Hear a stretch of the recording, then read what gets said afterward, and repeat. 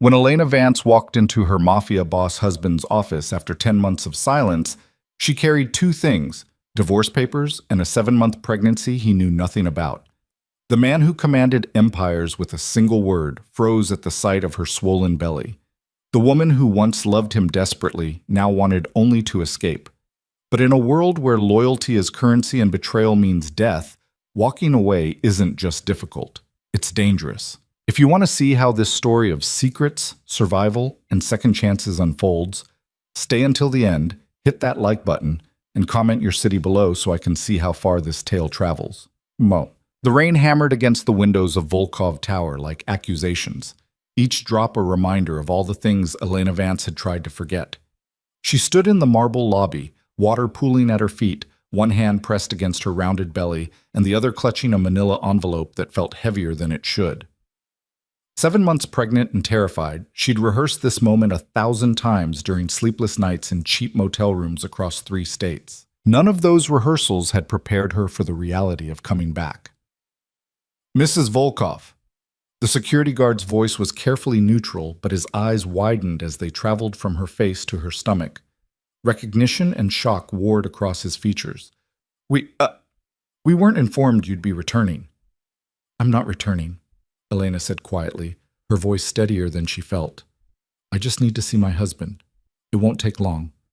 The guard reached for his radio, but Elena stepped forward, desperation sharpening her tone. "Please, Marcus, just let me go up. 5 minutes. That's all I'm asking." Marcus had worked security at Volkov Tower for 3 years.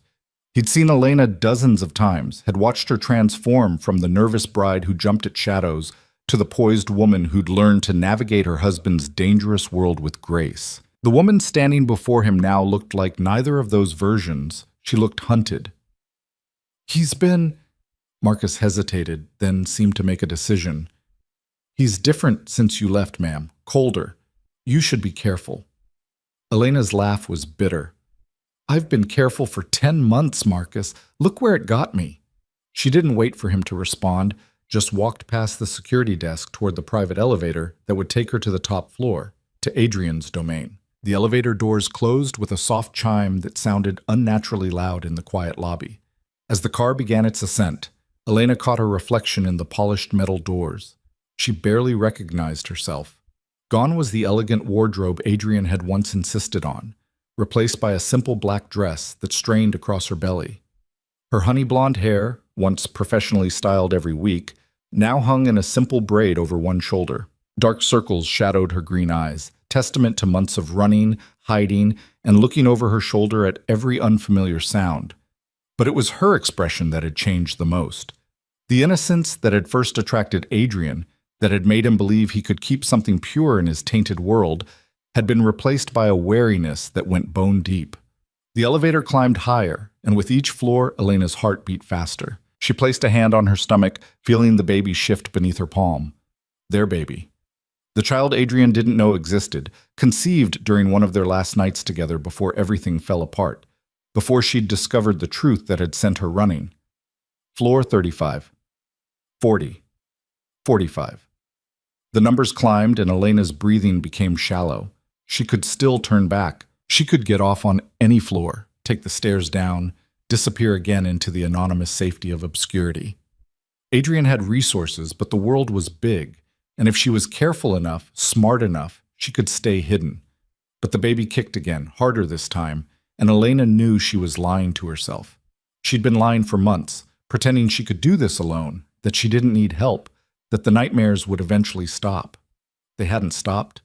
They'd only gotten worse. The elevator chimed its arrival at the penthouse level, and the doors slid open to reveal the executive floor of Volkov Tower. Even at 7 in the evening, the office hummed with activity. People in expensive suits hurried past with tablets and file folders, their conversations conducted in the careful undertones of those who knew that walls had ears and loose lips could be fatal. None of them noticed Elena at first. She'd become a ghost in this building. Her very existence erased the moment she'd vanished. But as she walked toward the massive mahogany doors at the end of the hall, doors that led to Adrian's office, heads began to turn. The whispers started immediately. "Is that... I thought she was..." Someone needs to tell Mr. Volkov. Jesus, is she pregnant? Elena kept walking, her spine straight despite the weight of their stares. She'd learned in her year as Adrian Volkov's wife that showing weakness in this world was an invitation for predators. These people respected strength, feared power, and despised vulnerability. She would give them nothing to despise. Adrian's personal assistant, Victoria Chen, stood from her desk as Elena approached. Victoria was beautiful, brilliant, and utterly loyal to Adrian, which meant she viewed Elena with the same suspicion she'd reserved for a potential threat. Mrs. Volkov. Victoria's tone was ice-wrapped in silk. This is unexpected. I need to see Adrian. Mr. Volkov is in a meeting. If you'd like to schedule an appointment, Victoria. Elena's voice cut through the polite fiction like a knife. I've been gone for 10 months. I'm 7 months pregnant with his child. I don't need an appointment. I need 5 minutes of his time, and then I'll be gone. Permanently. Something flickered in Victoria's eyes. Surprise, maybe, or calculation. Her gaze dropped to Elena's belly, then back to her face. For a moment, Elena thought she might actually call security. Then Victoria reached for her phone. Mr. Volkov, I apologize for the interruption, but there's someone here who needs to see you. It's urgent. Elena couldn't hear Adrian's response, but Victoria's expression tightened. Sir, I really think you should. Yes, sir, I understand, but... She paused, then said carefully, It's your wife, sir. The silence that followed was deafening. Victoria set down the phone slowly. He'll see you now. Elena's hand trembled as she reached for the door handle. This was it, the moment she'd been dreading and preparing for in equal measure. Behind these doors was the man she'd loved desperately, feared quietly, and left without explanation. The man whose world was violence wrapped in expensive suits, whose enemies were numerous and ruthless, whose love had been the most terrifying and exhilarating thing she'd ever experienced. The man who didn't know he was about to become a father. She pushed open the door. Adrian's office was exactly as she remembered, a monument to power and control. Floor-to-ceiling windows offered a panoramic view of the city, the lights below glittering like scattered diamonds. Dark wood furniture, leather chairs, and abstract art, worth more than most people earned in a lifetime, created an atmosphere of refined intimidation. And behind the massive desk, silhouetted against the city lights, sat Adrian Volkov. He didn't look up immediately. He was reading something on his tablet, his posture radiating the kind of casual authority that came from a lifetime of being obeyed without question. Dark hair, cut short and precise. Strong jaw, clean-shaven. Shoulders broad enough to carry an empire built on fear and loyalty. You have 2 minutes to explain why you thought interrupting my meeting was worth... He looked up. The tablet slipped from his fingers, clattering against the desk. For a moment, one perfect frozen moment, Adrian Volkov, the man who'd built a criminal empire before his 35th birthday, the man who'd eliminated rivals with cold efficiency, the man who never showed weakness, looked utterly human. His eyes, dark as midnight, locked onto Elena's face first. She watched emotions cascade across his features too quickly to name. Shock, disbelief, anger, something that might have been pain. Then his gaze dropped, traveling down her body until it reached her swollen belly. He stood abruptly, the chair rolling back with enough force to hit the credenza behind him. Elena! Her name sounded like a prayer and a curse all at once. Hello, Adrian? Her voice was steady, which felt like a miracle given that her entire body was shaking. I'm sorry to interrupt. This won't take long. Won't take... He circled the desk with the fluid grace of a predator, closing the distance between them in 3 long strides. You've been gone for 10 months. 10 months, Elena. No note, no phone call, no explanation. I had people searching 3 continents for you. I thought you were dead. His voice never rose, but the fury in it was palpable. Elena had forgotten how terrifying Adrian could be when he was angry, not because he shouted or threatened, but because his rage was cold, controlled, and absolute. I needed to leave, she said simply. You needed... He stopped, jaw clenching. His eyes dropped to her belly again, and this time they stayed there. How far along? 7 months. She watched him do the math, saw the exact moment he realized what that meant. The baby had been conceived before she left. She'd known she was pregnant when she'd walked out of his life without a backward glance. You knew. The words were barely above a whisper. You were carrying my child, and you left. Yes. Why? It was the question Elena had been dreading, the one she'd known he would ask but had no safe answer for. Because the truth was dangerous, not just for her, but for everyone in this room. The truth was the reason she'd run in the first place. The reason she'd spent 10 months looking over her shoulder. The reason she'd nearly starved rather than use any of the money Adrian had given her access to. The truth would start a war. I can't tell you that, she said instead. Adrian's laugh was harsh. Can't or won't? Does it matter? Yes. He moved closer and Elena forced herself not to step back. Running now would show weakness, and with Adrian, weakness was blood in the water. It matters, Elena. Everything about this matters. You disappeared, you took my child, and you ran. I deserve to know why. You deserve a lot of things, Adrian. Explanations aren't one of them. His hand shot out, not threatening, but desperate, fingers closing around her wrist with gentle pressure. The touch sent electricity through her system, muscle memory and longing warring with fear and self-preservation. Don't, he said, and for the first time his voice cracked. Don't do this.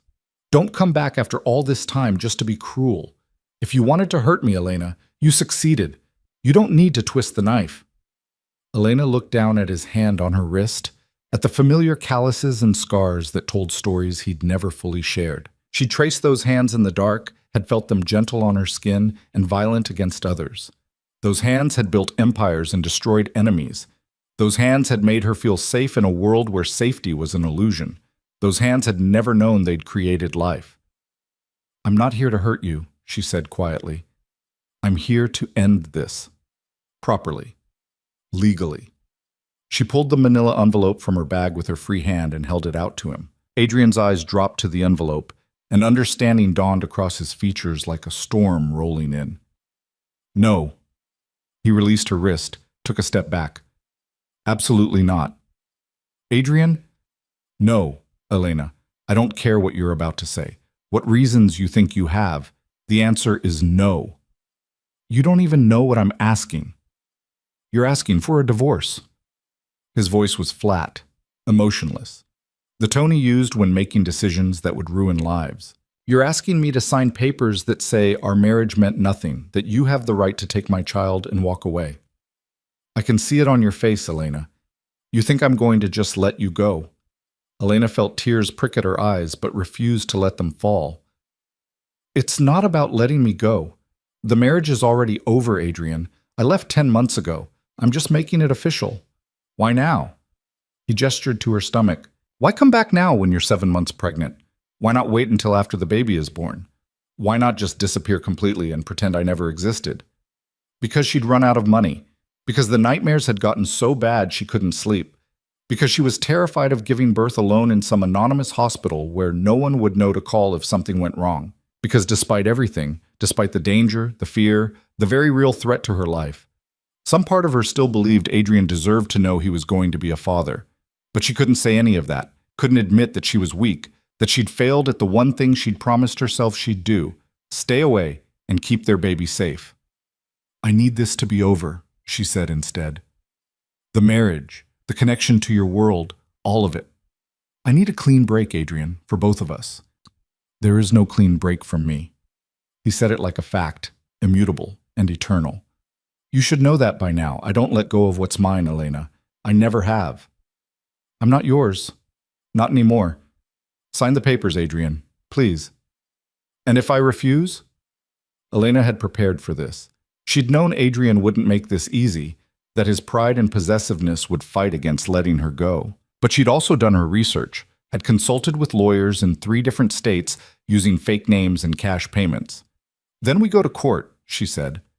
We've been separated for 10 months. I file for irreconcilable differences. It takes longer, costs more, and drags both our names through public proceedings. But it ends the same way, with the marriage dissolved and me gone from your life. You think a court will let you take my child? Adrian's smile was sharp enough to cut. You think I don't have judges, lawyers, and politicians who owe me favors? You think I won't use every resource at my disposal to keep you here?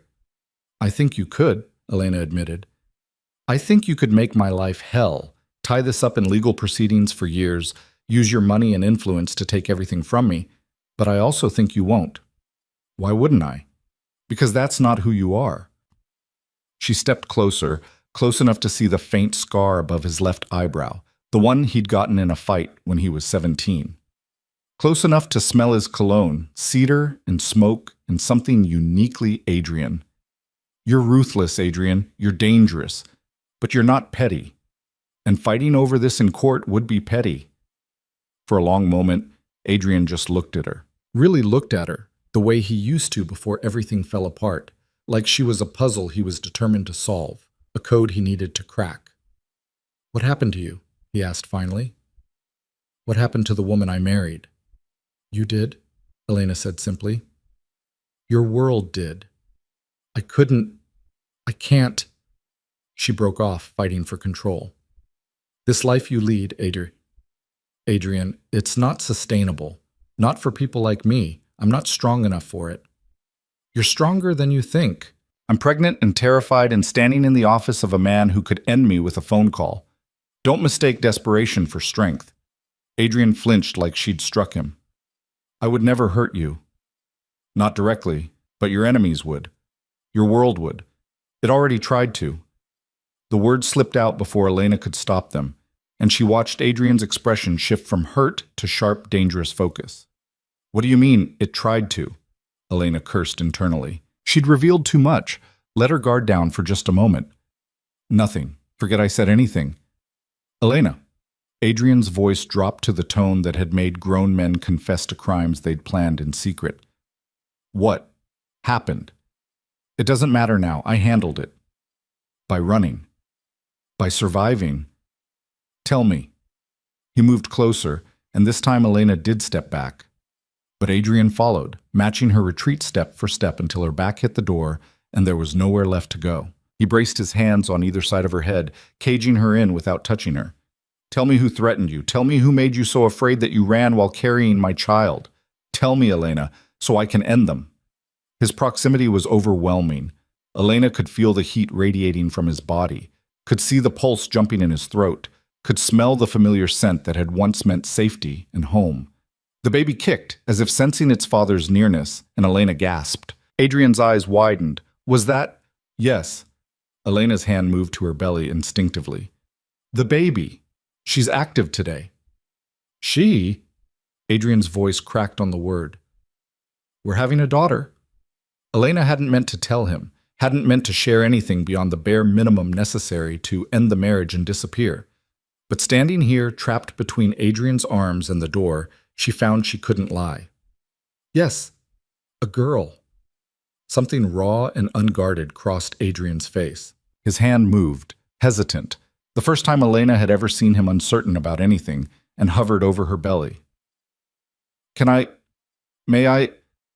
Elena knew she should say no, knew that allowing this intimacy would complicate everything, would make it harder to walk away. But the hopeful vulnerability in Adrian's expression shattered something inside her. Okay. Adrian's palm settled gently over her stomach, and the baby immediately kicked against his hand. Elena watched emotions cascade across his face, wonder, joy, fear, love, things she'd rarely seen from the controlled, careful man she'd married. Hello, little one, he murmured. I'm your father. Tears finally broke free from Elena's control, sliding down her cheeks unbidden. This was what she'd run from. Not the danger, not the violence, but this. The terrible, beautiful possibility of having a family with Adrian Volkov. The dream that could never survive the reality of his world. Adrian, please, her voice broke. Please don't make this harder than it has to be. Sign the papers. Let me go. Give our daughter a chance at a normal life. A life without her father? A life without the danger that follows you everywhere you go. Adrian's hand remained on her belly, but his eyes met hers with an intensity that stole her breath. What if I could give you both? Safety and me. What if I could prove to you that I can keep you both protected? You can't. No one can. That's the problem, Adrian. Your enemies will be dealt with. There will always be more.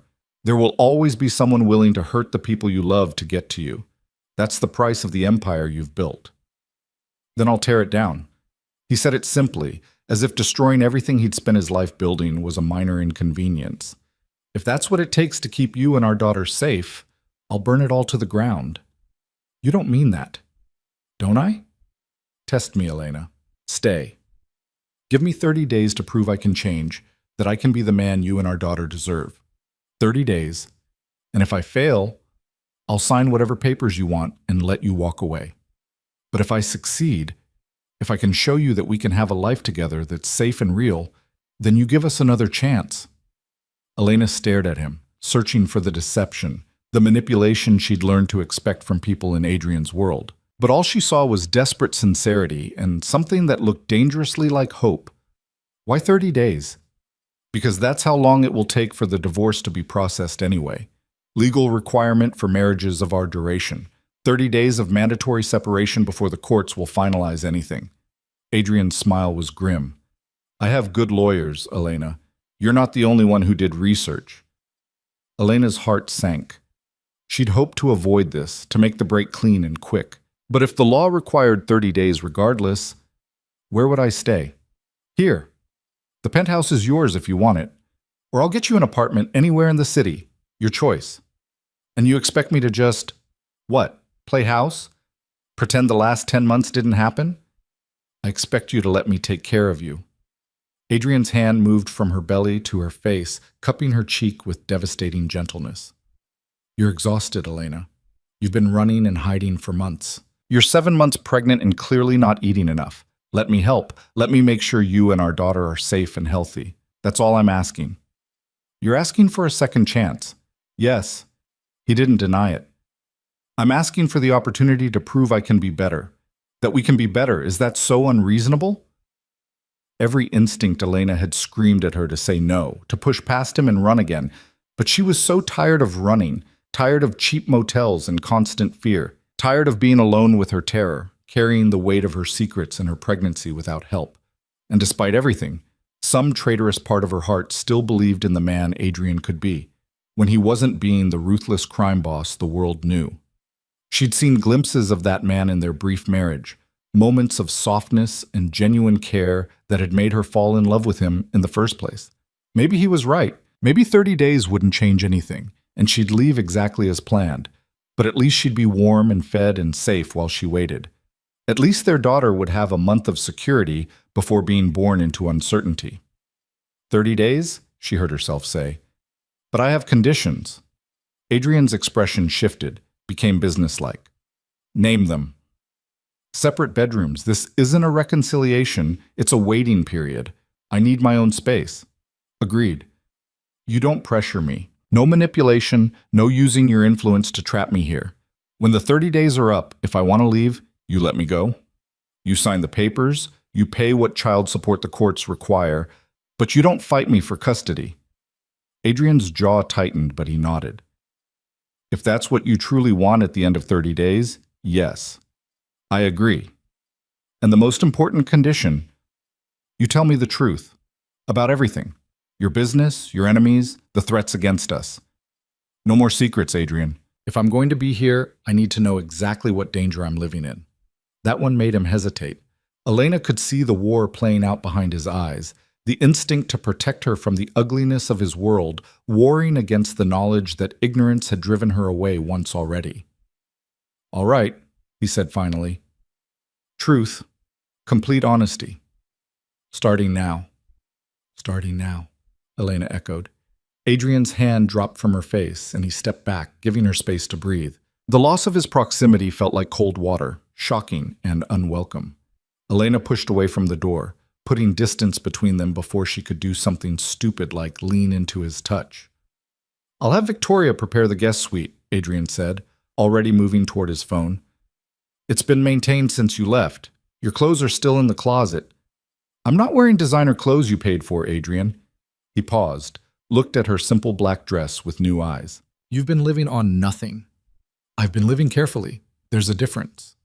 How? The question was sharp. How did you survive for 10 months with no money, no resources? I know you didn't access any of our accounts. I was monitoring them daily, hoping you'd make a mistake so I could find you. Elena's laugh was bitter. I worked, waitressed mostly, Cash under the table at places that don't ask questions. Slept in my car for a while until I couldn't fit behind the steering wheel anymore. Then motels that rent by the week and don't care about fake names. She watched Adrian's face pale, watched his hands clench into fists. You were homeless. Pregnant with my child and homeless. I was safe. That's what mattered. Safe from what, Elena? His voice rose for the first time, frustration and anger bleeding through his control. What could possibly be so dangerous that living in your car was preferable to staying with me? I told you, I can't. You said you'd be honest, starting now. Adrian moved toward her again, and this time there was nothing gentle in his approach. He was every inch the dangerous man who'd built an empire on violence and intimidation. So be honest. Tell me what made you run. Tell me who threatened you. Give me names, Elena, so I can make them regret ever making you afraid. The baby kicked hard, as if protesting the tension crackling through the air. Elena wrapped both arms around her belly protectively. You want the truth? She met Adrian's eyes without flinching. Fine. Someone in your organization wanted me dead. Someone close enough to know our routines, our security, our safe houses. Someone who knew exactly how to get to me when you weren't looking. Adrian went very still. When? 10 months ago, about a week before I left. Tell me everything. So Elena did. She told him about the late-night phone call to her burner phone, the one she'd kept hidden even from Adrian, her one link to her life before their marriage. She told him about the raspy, disguised voice that had detailed exactly how they planned to kill her. Not quick, not merciful.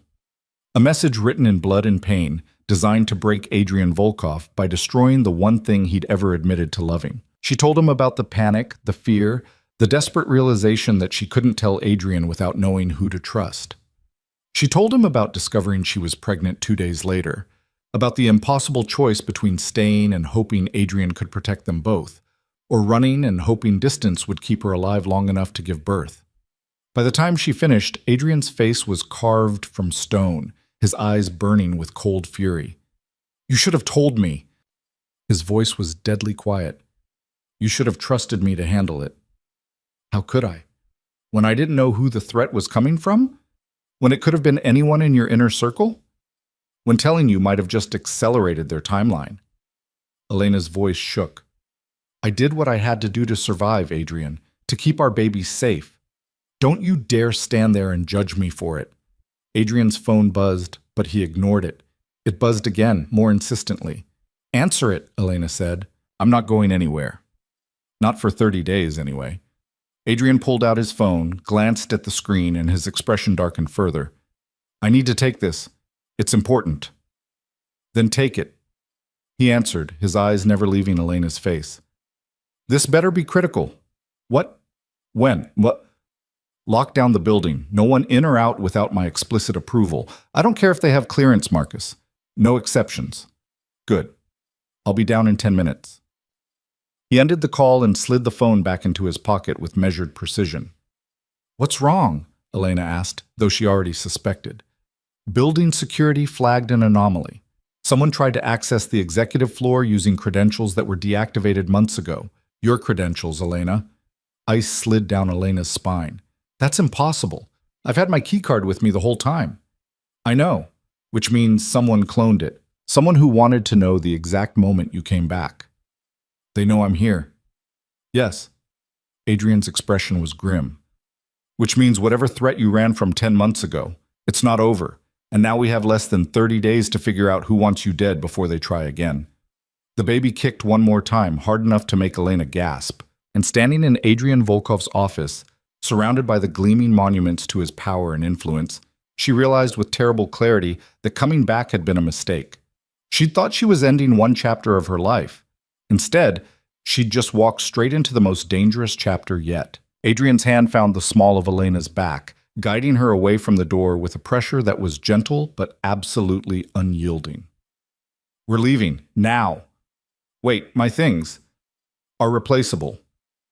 He was already moving, his other hand pulling out his phone to fire off rapid instructions.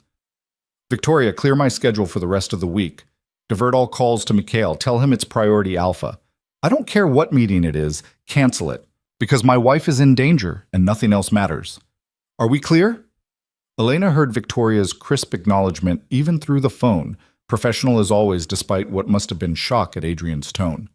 In the years she'd known him, she'd never heard him sound quite like this. Controlled, but barely. His usual icy composure fractured by something that looked dangerously like fear. Adrian, slow down. You're overreacting. Someone cloned your credentials and tried to access this floor while you were in my office. He pulled open a panel in the wall that Elena had never noticed, revealing a private elevator. That's not a coincidence. That's surveillance. They've been watching, waiting for you to surface. And now that you have, they know exactly where you are. The elevator doors slid open, and Adrian ushered her inside. The space was smaller than the main elevator, more intimate, and Elena found herself pressed close to Adrian's side as he keyed in a code on the security panel. The doors closed, and the elevator began to descend with a smooth hum that did nothing to calm her racing heart. Where are we going? Somewhere safe. Somewhere no one knows about, except me and two people I'd trust with my life. Adrian's jaw was tight, his eyes fixed on the descending floor numbers. I have a property outside the city, private, secure, off the books. We'll stay there until I can figure out who's behind this. You're taking me to a safe house. Elena's laugh was shaky. How many times did I beg you to tell me about your contingency plans when we were married? You always said it was better if I didn't know. I was wrong about a lot of things. The elevator stopped, but not at the lobby, at the parking garage 2 levels below ground. I thought keeping you ignorant would keep you safe. All it did was make you an easier target. The garage was dimly lit and nearly empty at this hour. Adrian led her to a black SUV with tinted windows, one of several identical vehicles parked in the reserved section. He opened the passenger door and waited until she was settled before circling around to the driver's side. Shouldn't we have security with us?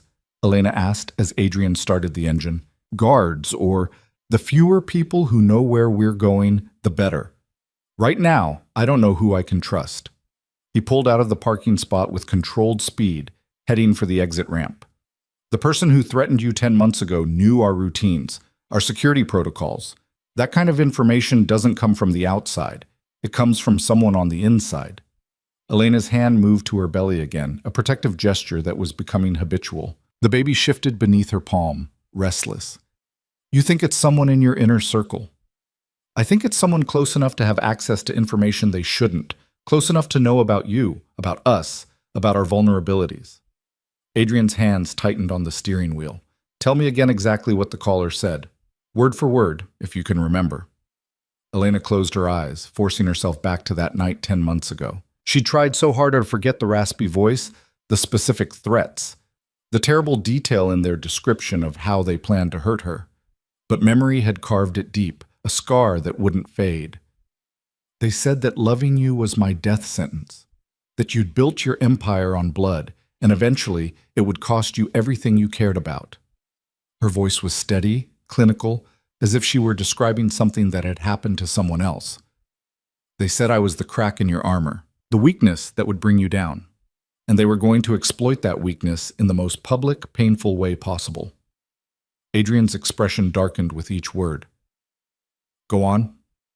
They had details about my routine, the yoga class I took Tuesday mornings, the coffee shop where I met Sarah for lunch on Thursdays, the route I walked when I needed to clear my head.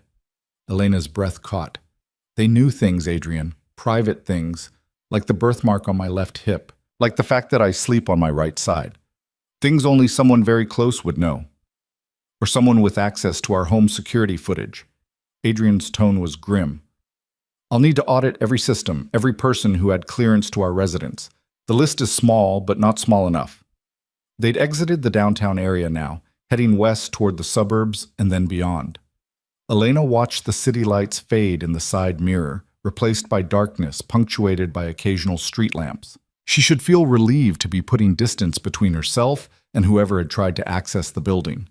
Instead, she felt exposed, vulnerable in a way that had nothing to do with physical danger. I never wanted to come back, she said quietly. I had a plan. Stay hidden until the baby was born, then disappear completely. New name, new city, new life. You would never have known about her. Don't. Adrian's voice was sharp enough to cut. Don't tell me you were planning to erase me from my daughter's life. Not right now, Elena. Not when I'm trying very hard not to think about all the months I've already missed. I was trying to keep her safe. By denying her a father, by raising her alone with no resources, no support, no backup if something went wrong. He glanced at her, and the pain in his eyes was almost physical. What would have happened if there were complications during delivery? What if you'd needed emergency surgery, or if the baby had needed specialized care? You would have been alone, Elena, completely alone. I would have managed. You would have suffered, and so would she. Adrian's attention returned to the road, but his hands were white-knuckled on the wheel.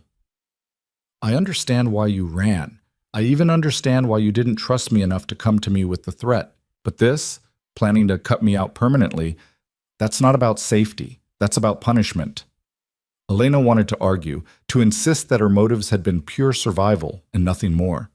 But there was truth in Adrian's words, a bitter truth she'd avoided acknowledging even to herself. Part of her had wanted him to hurt the way she'd hurt, had wanted him to feel the loss, the absence, the aching empty space where something precious should have been. Maybe, she admitted, maybe I wanted you to know what it felt like to lose something you couldn't control, something you couldn't fix with money or power or violence. Then congratulations, you succeeded. Adrian's smile was bleak. Every morning for 10 months, I woke up not knowing if you were alive or dead. Every lead that went nowhere, every dead end, every day that passed without answers. It was torture, Elena. The not knowing was worse than any physical pain I've ever experienced. You could have moved on, found someone else. Your world is full of women who would jump at the chance to be Mrs. Volkov. I don't want someone else. I want you. He said it simply, as if it were the most obvious truth in the world. I've always wanted you. From the moment you stumbled into that charity gala wearing a borrowed dress and looking like you wanted to be anywhere else, I wanted you.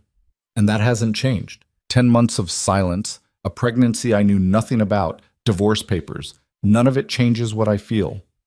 Elena's throat tightened. This was the Adrian she'd fallen in love with, the one who hid beneath layers of calculated control and ruthless efficiency. The one who could be devastatingly honest about his emotions when he chose to be. The one who'd made her believe that maybe, just maybe, a man like him could build something real with a woman like her. Feelings aren't enough, she said. Not in your world. Love doesn't stop bullets, Adrian. It doesn't protect against people who see me as a liability or a tool to use against you. No, but I can. They were leaving the suburbs now, entering the rural darkness beyond the city limits. I can stop bullets.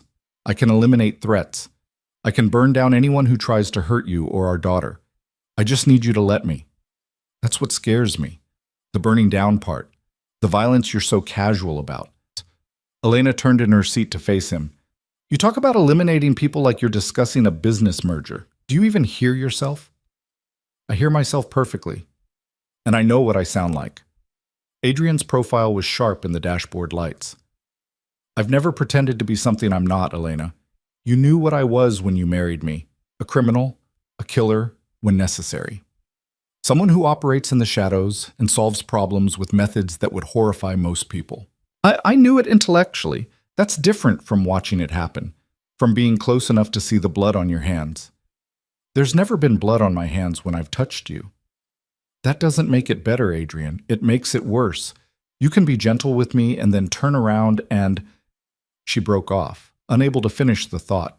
And execute someone who betrayed me? And eliminate a rival who threatened my territory? And do all the dark, necessary things that keep my empire running? Adrian's voice was hard.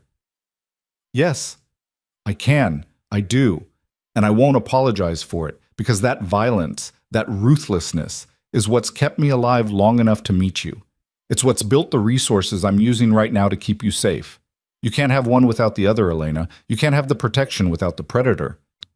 The truth of it settled between them like stone. Elena stared out at the darkness rushing past, one hand on her belly where their daughter rested, oblivious to the complicated legacy she'd been born into. A father who could be tender and terrifying in equal measure. A world where love and violence existed side by side, inseparable. I don't know if I can live with that, she said finally. Long term, I don't know if I'm strong enough to watch you be that person and still sleep next to you at night. Then we have 30 days to find out. Adrian turned off the main road onto a narrow lane that wound through dense woods. 30 days to see if we can build something that works. Something that acknowledges what I am, but doesn't let it destroy what we could be. The lane opened into a clearing, and Elena caught her breath.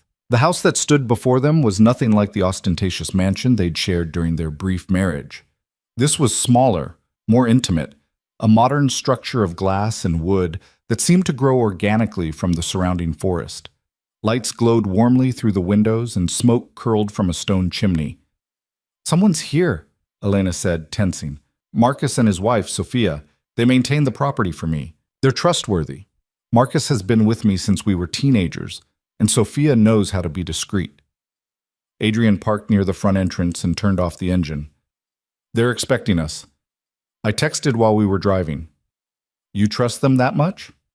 "With my life. And more importantly, with yours." He opened his door, then paused. "Wait here. Let me make sure everything's secure before you come inside." Elena watched him approach the house, saw the front door open before he could knock. A stocky man in his 30s emerged. Not the building security guard Marcus, she realized, but someone else who shared the name. Someone who clasped Adrian's hand with the familiarity of long friendship before gesturing him inside. She was alone in the car for less than 5 minutes, but it felt longer. The darkness pressed close around the vehicle, and every shadow seemed threatening. Elena found herself holding her breath, listening for sounds that didn't belong. Footsteps, voices, the click of a weapon being readied. Nothing came. Adrian reappeared in the doorway and beckoned her forward. Elena climbed out of the SUV carefully, her pregnant body awkward and unwieldy. The cold night air bit at her skin, and she hurried toward the warmth spilling from the open door. Inside, the house was even more beautiful than its exterior suggested. Exposed wooden beams soared overhead, and a wall of windows overlooked the dark forest beyond. A fire crackled in a massive stone fireplace, and comfortable furniture and earth tones created an atmosphere of rustic luxury. A woman emerged from what appeared to be a kitchen, wiping her hands on a dish towel. She was perhaps 40, with warm brown eyes and graying hair pulled back in a practical bun. Her smile was genuine as she approached Elena. "Mrs. Volkov, I'm Sophia. Welcome. You must be exhausted." "Just Elena, please." Elena accepted the woman's offered hand, grateful for the warmth in her grip. "And thank you for accommodating us on such short notice." "It's no trouble at all. We keep the house ready for Mr. Volkov's visits." Sophia's eyes dropped to Elena's belly, and her smile widened. "Congratulations on the baby. When are you due?" 2 months, give or take. Then you need food and rest, in that order. Come, I've prepared the guest suite upstairs. Marcus can bring in your luggage. Oh. Sophia's expression shifted to concern as she realized Elena had no luggage. "Well, I'm sure we can find you something comfortable to sleep in, and tomorrow we'll get you properly situated." Adrian appeared at Elena's elbow. "I'll show her upstairs, thank you, Sophia." The staircase was wide and modern, leading to a second floor that seemed to be mostly one large master suite. But Adrian guided Elena to a smaller room at the far end of the hall, a guest room decorated in soft grays and whites, with its own attached bathroom and a window overlooking the forest. "It's beautiful," Elena said, meaning it. The bed looked impossibly inviting, piled with pillows and covered in a down comforter that promised warmth and comfort. "There are clothes in the closet. Sophia keeps it stocked with various sizes for unexpected guests." Adrian moved to this dresser and pulled open a drawer. "Toiletries in the bathroom, extra blankets in here if you get cold. The door locks from the inside if you want privacy, and I'm right down the hall if you need anything." Elena sank onto the edge of the bed, suddenly overwhelmed by exhaustion that went bone deep. The adrenaline that had sustained her through the confrontation in Adrian's office, the tense car ride, the uncertainty of their situation, all of it drained away at once, leaving her feeling hollow and fragile. "Hey." Adrian was beside her in an instant, his hand on her shoulder. "What do you need? Water? Food? Should I call a doctor?" "I'm just tired." Elena looked up at him, this man who could command empires but looked genuinely frightened by her tears. "So tired, Adrian. I've been running for so long and I'm done." I can't do it anymore. Then don't. He knelt before her, bringing his eyes level with hers. You don't have to run anymore. You don't have to carry this alone. Let me help, Elena. Let me take some of the weight. I don't know how to trust you again. I know. But we have 30 days to figure it out. His hand moved to her belly, gentle and reverent. And we have a pretty good reason to try. The baby kicked against his palm, and Adrian's expression transformed. Wonder and love and fierce protectiveness all warred for dominance on his features. Elena watched him fall in love with their daughter through a simple touch, and something cracked open in her chest, something she'd tried very hard to keep locked away. Her name is Sophia Grace, she heard herself say. I was going to name her Sophia Grace, after my grandmother. Adrian's eyes met hers, bright with emotion. It's perfect. I haven't decided on a middle name yet. I thought maybe... Elena trailed off, then forced herself to continue. Maybe you'd like to help choose it. When the time comes. I would like that very much. Adrian stood slowly, releasing her reluctantly. Get some rest. I'll have Sophia bring you food in an hour, and tomorrow we'll start figuring out who wants you dead and how to stop them. He was at the door when Elena called out to him. Adrian? He turned, waiting. Thank you for not making me do this alone anymore. His smile was sad and soft and full of things he didn't say out loud. You were never doing it alone, Elena. Even when you thought you were, I was looking for you, searching every city, following every lead, refusing to give up. You've never been alone. You just didn't know I was there. He left, closing the door quietly behind him. Elena sat on the bed for a long moment, processing everything that had happened in the past few hours. This morning she'd woken up in a cheap motel, determined to finalize her divorce and disappear. Now she was in a safe house, with the husband she'd fled, carrying his child, and about to spend 30 days trying to figure out if they could salvage something from the wreckage of their marriage. Her hand went to her belly again, and Sophia Grace kicked in response. Your father is going to be the death of me, Elena whispered. You know that, right? He's complicated and dangerous and absolutely impossible to walk away from. The baby kicked again, harder. Yeah, I know. You like him already. Figures. A soft knock interrupted her one-sided conversation. Sophia entered, carrying a tray laden with soup, bread, and a pot of tea. The older woman set it on the bedside table with efficient care. I wasn't sure what you'd be hungry for, so I made chicken soup. It's gentle on the stomach if you've been stressed. Sophia poured a cup of tea and handed it to Elena. Chamomile, no caffeine, good for the baby and for sleep. You're very kind. Thank you. It's my pleasure, dear. Sophia settled into a chair near the window, apparently in no hurry to leave. I hope you don't mind me saying, but you look like you could use a friend. Someone who's not Adrian Volkov and all his intensity. Elena laughed despite herself. Is he always this intense? Always. Since the day I met him, which was about 15 years ago. Sophia's expression grew fond. Marcus and Adrian grew up together in very difficult circumstances. When Adrian started building his enterprise, he brought Marcus with him. And when Marcus and I got married, Adrian gave us this house as a wedding present. He's been very good to us. He inspires a lot of loyalty. He inspires fear in his enemies and devotion in his friends. There's no middle ground with Adrian. Sophia studied Elena carefully. But you already know that, don't you? You've seen both sides of him. I've seen enough to know I should probably run in the opposite direction. And yet you're here. And yet I'm here. Elena sipped her tea, letting the warmth spread through her. I'm not sure if that makes me brave or stupid. Maybe both. Maybe neither. Sophia rose and moved toward the door.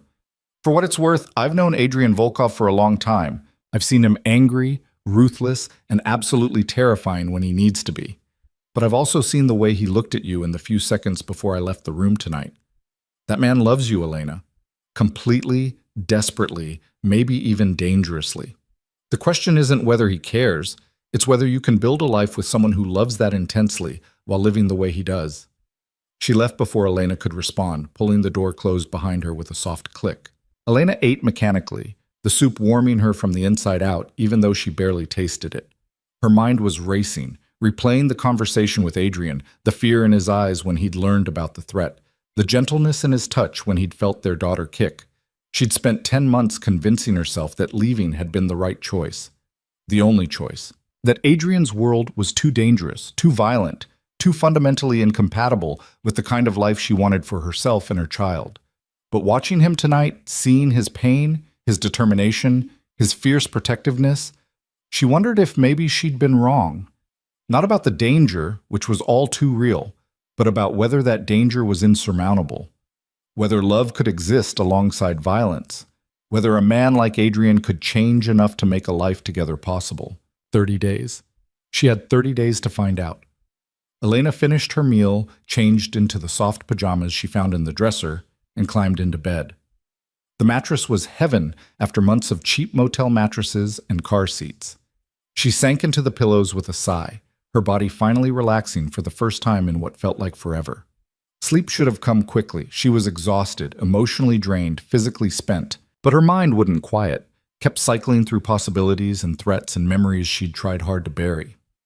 Somewhere down the hall, Adrian was probably lying awake too, plotting strategy and assessing threats and planning how to protect her from an enemy they couldn't identify. It should have comforted her. Instead, it highlighted the fundamental problem with their relationship.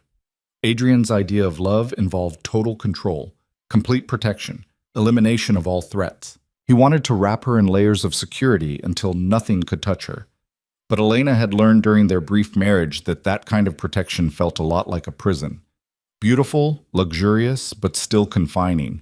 She needed freedom, he needed control, and their daughter needed parents who could find a way to compromise between those two extremes. The baby shifted, pressing against Elena's ribs in a way that was uncomfortable but oddly reassuring. Real, grounding. A reminder that this wasn't just about her and Adrian anymore. They'd created a life together, and that life deserved better than parents who couldn't figure out how to coexist peacefully. Elena placed both hands on her belly, feeling the small movements beneath her palms. "We're going to figure this out," she whispered. "Somehow, we're going to make this work. For you, Sophia Grace. Everything for you." The baby kicked one more time, then settled. Elena closed her eyes and focused on breathing, on letting go of the fear and tension that had been her constant companions for months. She was safe tonight. Adrian was down the hall. Marcus and Sophia were downstairs. The house was secure and off the books and unknown to whoever had threatened her. Tonight, she could rest. Tomorrow, they would start hunting the person who wanted her dead. Sleep finally claimed her, pulling her down into dreams that mixed memory and fear in equal measure. She was back in the mansion she'd shared with Adrian, but the rooms were dark and threatening. Someone was following her through the empty halls, getting closer with each step. She ran, but her pregnant body was slow, awkward. The footsteps gained on her. A hand grabbed her shoulder. Elena woke with a gasp, her heart pounding, sweat soaking through her pajamas.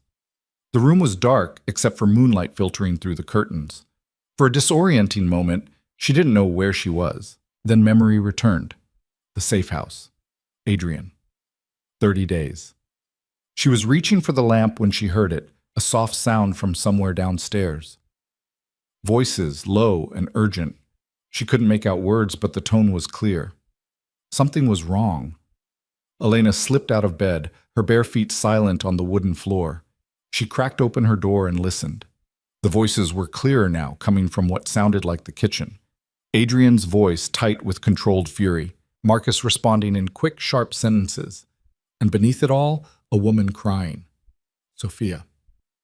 Elena moved into the hallway toward the stairs. She knew she should probably stay in her room, let Adrian handle whatever crisis had developed. But the sound of Sophia's distress pulled at her, made staying put impossible. The stairs were dark, but Elena navigated them carefully, one hand on the rail and one on her belly. The voices grew louder as she descended. "Can't be a coincidence. Not tonight of all nights." That was Adrian. "I know, boss, I know, but I don't understand how they found us.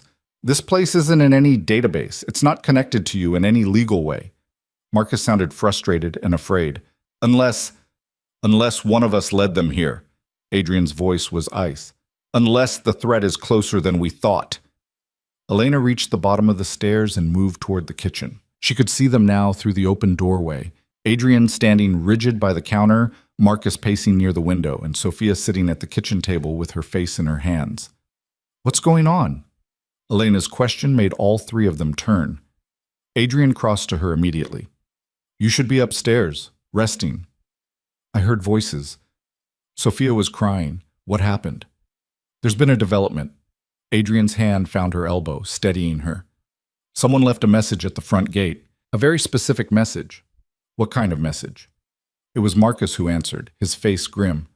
A baby blanket, pink, with "Welcome home, Elena," embroidered on it. The room tilted. Elena reached out blindly and Adrian caught her, his arms coming around her with fierce protectiveness. They know, she whispered. They know about the baby. They know we're here. Yes. Adrian's voice was deadly calm, the tone he used when making decisions that would end lives. Which means this stops being defensive. We're not running anymore, Elena. We're not hiding. Whoever is doing this has just made a critical mistake. What mistake? Adrian's smile was cold and terrible and absolutely merciless. They've revealed that they're watching us closely enough to know we're here within hours of our arrival. That level of surveillance requires resources, coordination, and proximity. They've narrowed down the suspect list considerably. How does that help us? Because now I know who to hunt. He released Elena gently, turning to Marcus. Contact everyone who had access to our location tonight. I want them here within 2 hours, all of them. Boss, that's 12 people. Bringing them all here is exactly what we're going to do. Adrian's eyes were hard as diamonds. One of them is the leak. One of them knows who's behind this. And before the sun rises, I'm going to find out which one.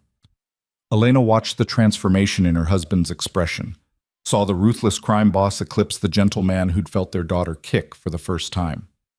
This was the Adrian Volkov the world feared, calculating, merciless, willing to do whatever it took to eliminate threats. And for the first time since she'd fled 10 months ago, Elena wasn't afraid of that darkness. She was grateful for it, because that darkness was the only thing standing between her daughter and whoever wanted them dead. The next 2 hours passed with agonizing slowness. Elena sat in the living room, wrapped in a blanket Sophia had draped over her shoulders, watching Adrian transform the safe house into an interrogation chamber. He moved through the space with predatory efficiency, rearranging furniture, setting up what looked like a recording system, speaking in low tones to Marcus about security protocols and contingency plans. This was a side of Adrian she'd only glimpsed during their marriage. The strategic commander who'd built an empire through careful planning and ruthless execution. He wasn't angry, wasn't emotional. He was ice cold and calculating, and that made him infinitely more dangerous than rage ever could.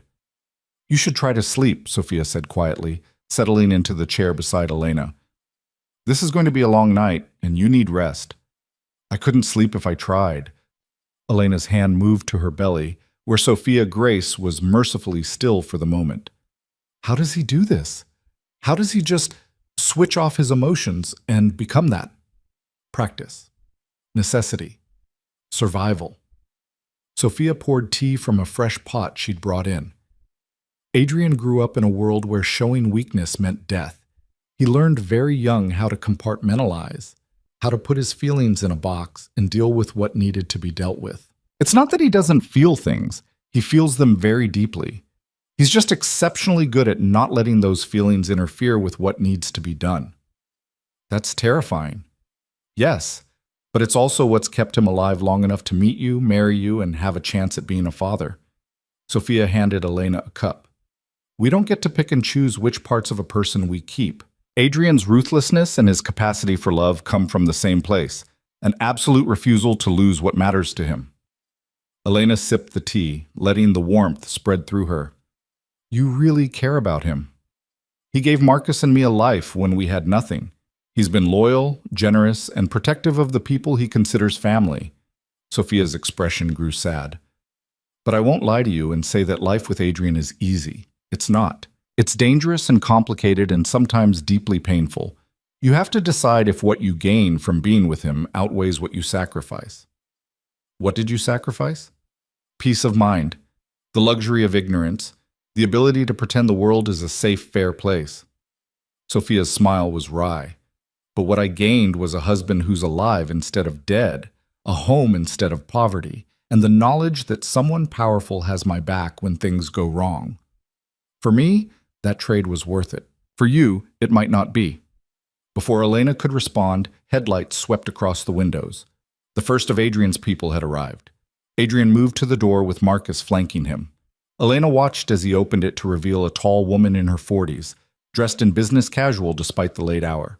She had sharp features and sharper eyes, and she looked annoyed at being summoned. "This better be important, Volkov. I was in the middle of—" "Come inside, Detective Morrison. We have a lot to discuss." Detective Morrison. Elena recognized the name from conversations she'd overheard during her marriage. Morrison was one of Adrian's most valuable assets, a police detective who fed him information about ongoing investigations in exchange for money and protection. The arrangement had always made Elena uncomfortable, this casual corruption of the justice system. Morrison entered, her eyes sweeping the room and landing on Elena with visible surprise. "Well, that's unexpected. I thought you'd left for good." "Plans change," Elena said evenly. More vehicles arrived in quick succession. Elena watched Adrian's inner circle assemble in the living room, a collection of dangerous people united by loyalty to one man.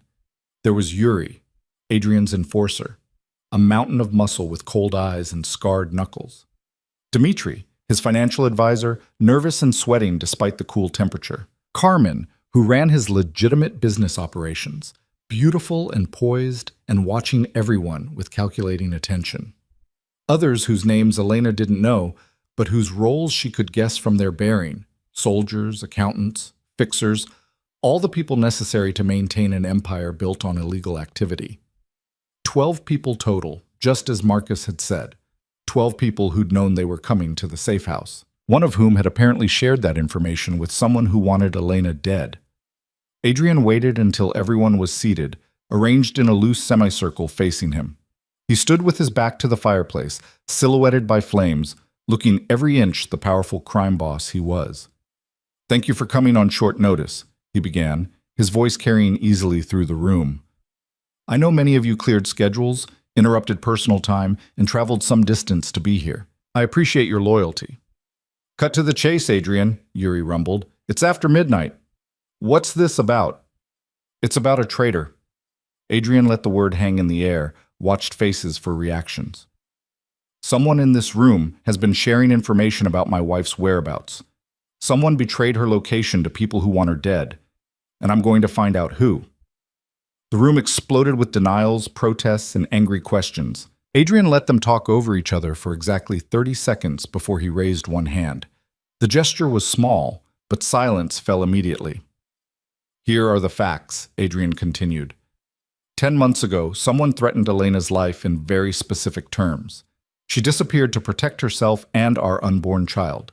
Today, she returned to file for divorce. Within hours, someone tried to access Volkov Tower using her cloned credentials. When I brought her here, to a location known only to people in this room, a threat was delivered to our front gate within 2 hours of our arrival. That level of surveillance, that kind of precision, requires inside information. Carmen leaned forward, her expression sharp. "You're saying one of us is working with your enemies?" "I'm saying one of you is the enemy." Adrian's gaze swept across them all, measuring, assessing. "Whether through betrayal, blackmail, or personal ambition, one of you has been feeding information to someone who wants to destroy me by killing my wife and child. Tonight, that ends." Detective Morrison stood abruptly. "I don't have to sit here and be accused." "You'll sit." Adrian's voice cracked like a whip. "You'll all sit, and you'll answer my questions because the alternative is being treated as a hostile threat, and we all know how I deal with those." Morrison sat. Elena watched the dynamics playing out, saw how each person reacted to Adrian's accusations. Some looked offended, others afraid, a few calculating. But all of them stayed seated, stayed quiet, stayed under control. Because defying Adrian Volkov openly was a death sentence, and everyone in this room knew it. "I'm going to make this simple," Adrian said. "I'm going to ask each of you a series of questions. Where you were today, who you've spoken to in the past 24 hours, what you knew about Elena's return. You're going to answer honestly and completely. If I detect lies, if I sense evasion, you're going to have a very bad night." "And if we all tell the truth, and you still can't identify the leak?" Dmitri asked nervously. "What then?" "Then I expand my investigation, but I don't think that will be necessary." Adrian's smile was cold. Because whoever is behind this made a mistake. They got impatient, moved too quickly. The baby blanket was a taunt, a way of saying they know everything, but it also reveals desperation. They want Elena scared enough to run again, want me distracted enough to make mistakes. That suggests someone who's losing control of the situation, who needs to force the outcome they want. He moved closer to the group, his presence looming. So let's start with the obvious question. Who here knew I had a safe house in this location? Hands went up slowly. 7 out of 12. Marcus and Sophia, obviously. Yuri, who'd helped Adrian acquire the property years ago. Carmen, who handled the legal paperwork through shell companies. Detective Morrison, who'd run background checks on the area. And 2 others, Ivan, head of security, and Alexei, Adrian's second-in-command in the organization's day-to-day operations.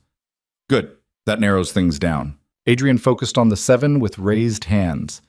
Who among you has been here before today? Marcus, Sophia, and Yuri kept their hands up. The others lowered them. Who knew I was bringing Elena here specifically? Only Marcus and Sophia. Who did you tell about our arrival? Adrian asked Marcus directly. No one, boss, I swear. Sophia and I came straight here from the city after you texted. We didn't stop, didn't make calls, didn't communicate with anyone. Marcus's voice was steady, but Elena could see the fear in his eyes. Being interrogated by Adrian, even when innocent, was clearly terrifying. Adrian turned to the others. The rest of you received calls telling you to come here tonight. Who made those calls? I did, Marcus said, on your orders. But I didn't mention Elena. I just said it was urgent, priority alpha, your location. And yet someone knew she was here within 2 hours and delivered that blanket. Adrian's eyes narrowed. Which means either Marcus is lying, someone in this room made a call after arriving, or our security has been compromised in a way I haven't identified yet. Elena watched Dmitri shift uncomfortably in his seat. The financial advisor was sweating more heavily now, his eyes darting between Adrian and the door, as if calculating escape routes. Adrian noticed. Of course he noticed. Dmitri, you look nervous. I'm always nervous when you do these interrogations, Adrian. You know that. True, but you're usually nervous in a general way. Right now you look specifically terrified. Why? I'm not. There's no reason. I haven't done anything wrong. Dimitri's voice climbed in pitch. I manage your money. That's all. I don't know anything about threats or surveillance or empty your pockets. What? Your pockets, Dmitri. Empty them. Phone, wallet, keys, everything. Put them on the table in front of you. Dmitri hesitated just long enough to confirm Adrian's suspicions. Yuri was moving before Adrian even gestured, crossing the room in 3 long strides and hauling Dmitri to his feet. Do it yourself or I do it for you, Yuri rumbled. Your choice. With shaking hands, Dmitri pulled items from his pockets. Wallet, keys, a stick of gum, his phone. The phone clattered onto the coffee table and Adrian picked it up immediately. Unlock it. Adrian, please. This is my personal. Unlock it, or I'll have Yuri break every finger in your right hand and unlock it myself. Dmitri unlocked it. Adrian scrolled through recent calls, messages, apps. His expression remained neutral, but Elena saw his jaw tighten almost imperceptibly. He found something. You've been texting someone using an encrypted messaging app. Adrian's voice was dangerously quiet. Someone who, according to these messages, has been very interested in my wife's whereabouts. Someone you've been updating regularly about my movements, my schedule, my security arrangements. I can explain, then explain. Adrian tossed the phone back to Dmitri. Explain why you've been feeding information to someone who wants Elena dead. Explain why you've betrayed me after 10 years of employment. Explain it in a way that makes me decide to let you live.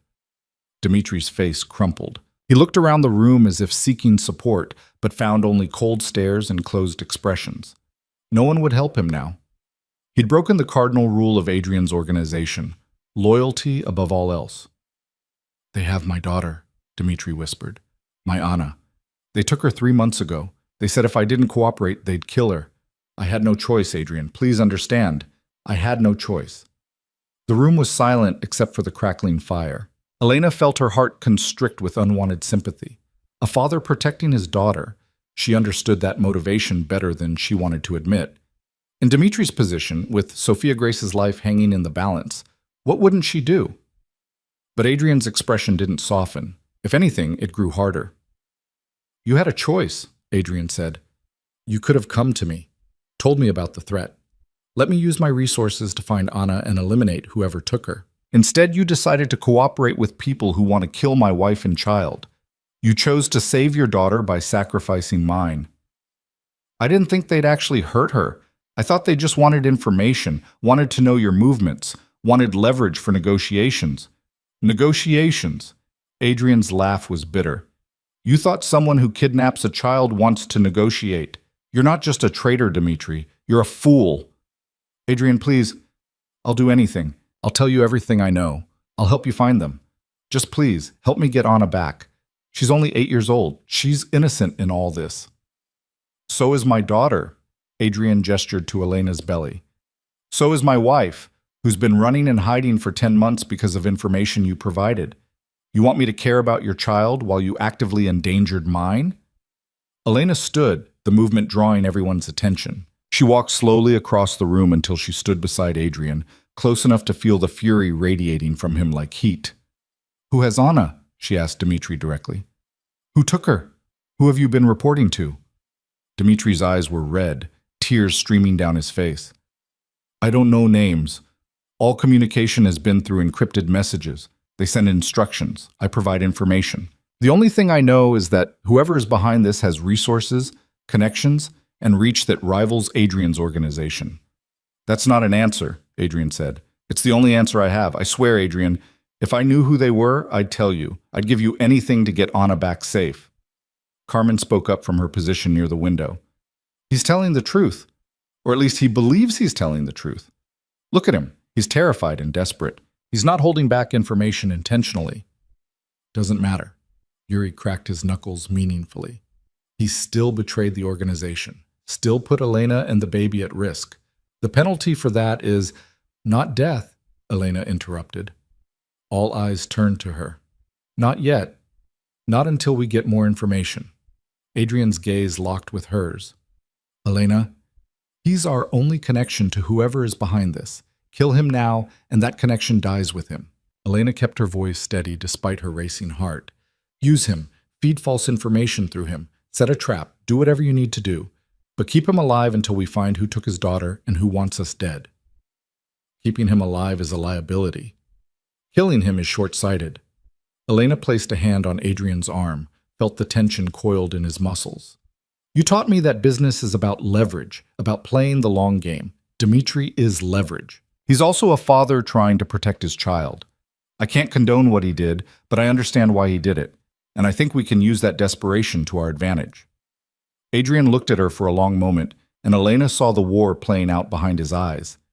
His instinct was to eliminate the threat, to punish betrayal swiftly and absolutely. But he'd asked her to trust him, to give him 30 days to prove he could be different. She was offering him the same chance, to prove he could choose strategy over immediate violence when the situation called for it. "All right," Adrian said finally. "We do this your way. For now." He turned back to Dimitri, who was watching the exchange with desperate hope. "You're going to continue communicating with your contact exactly as you have been. You're going to feed them whatever information I tell you to feed them. And you're going to pray that your cooperation leads me to Anna before I change my mind about letting you live. Understood?" "Yes. Yes, thank you, Adrian. Thank you, Elena. I'll do whatever you need. Yuri, take him to the basement. Make sure he's comfortable but secured. I want 24-hour watch on him." Adrian's voice was cold again, emotionless. "And get me everything on his phone. I want to know every message, every timestamp, every piece of data that might lead us to whoever he's been talking to." Yuri hauled Dimitri toward the stairs that led down to what Elena assumed was a basement. She tried not to think about what comfortable but secured might mean in Adrian's world. The remaining people in the room shifted uncomfortably. They just watched one of their own exposed as a traitor, had seen how quickly Adrian's protection could turn to ruthless judgment. "The rest of you are free to go," Adrian said. "But understand this. I'm expanding my security protocols. I'm auditing every phone, every computer, every communication device used by anyone in my organization. If there are other leaks, I will find them. If anyone else has been compromised, now is the time to come forward. Because the next time I discover betrayal, I won't be as merciful as I was tonight. Merciful. Elena almost laughed at the word. Dmitri was being held prisoner in a basement, his fate dependent on his usefulness. That was Adrian's version of mercy. The group dispersed quickly, eager to escape the tension in Adrian's penetrating gaze. Detective Morrison paused at the door. For what it's worth, I'm sorry about this. About Elena being in danger. If there's anything I can do, find out if any reports have been filed about missing children matching Anna's description, Adrian said. 3 months ago, 8 years old. Dmitri's last name is Petrov. His ex-wife has primary custody and lives on the north side. I'll check our databases. If anything comes up, you'll be the first to know. Morrison left, and then it was just Adrian, Elena, Marcus, and Sophia in the living room. The fire had burned low, casting long shadows across the walls. Outside, car engines started, and headlights swept across the windows as Adrian's people departed into the night. Adrian sank into a chair, suddenly looking exhausted. The careful control he'd maintained throughout the interrogation cracked, and Elena saw the toll it had taken on him. This wasn't easy for him either, she realized. Playing the ruthless crime boss, threatening people he'd worked with for years, maintaining that cold facade. It required energy and will that even Adrian didn't have infinite reserves of. She moved to him without thinking, her hand finding his shoulder. He looked up at her, surprise and gratitude warring in his expression. You were right, he said quietly. Keeping Dmitri alive gives us options. I was about to eliminate those options because I was angry. You were protecting me, protecting our daughter. That anger is understandable. It's also dangerous. Anger makes people sloppy, makes them miss details. Adrian's hand covered hers on his shoulder. Thank you for pulling me back from that edge. Marcus cleared his throat. I'll go check the perimeter, make sure everyone actually left. Sophia, maybe you could... I'll make coffee. Something tells me sleep isn't happening for anyone tonight. Sophia headed toward the kitchen, leaving Elena and Adrian in the flickering firelight. Elena lowered herself into the chair beside him, her pregnant body protesting the late hour and stress. Sophia Grace kicked, hard, as if objecting to all the excitement.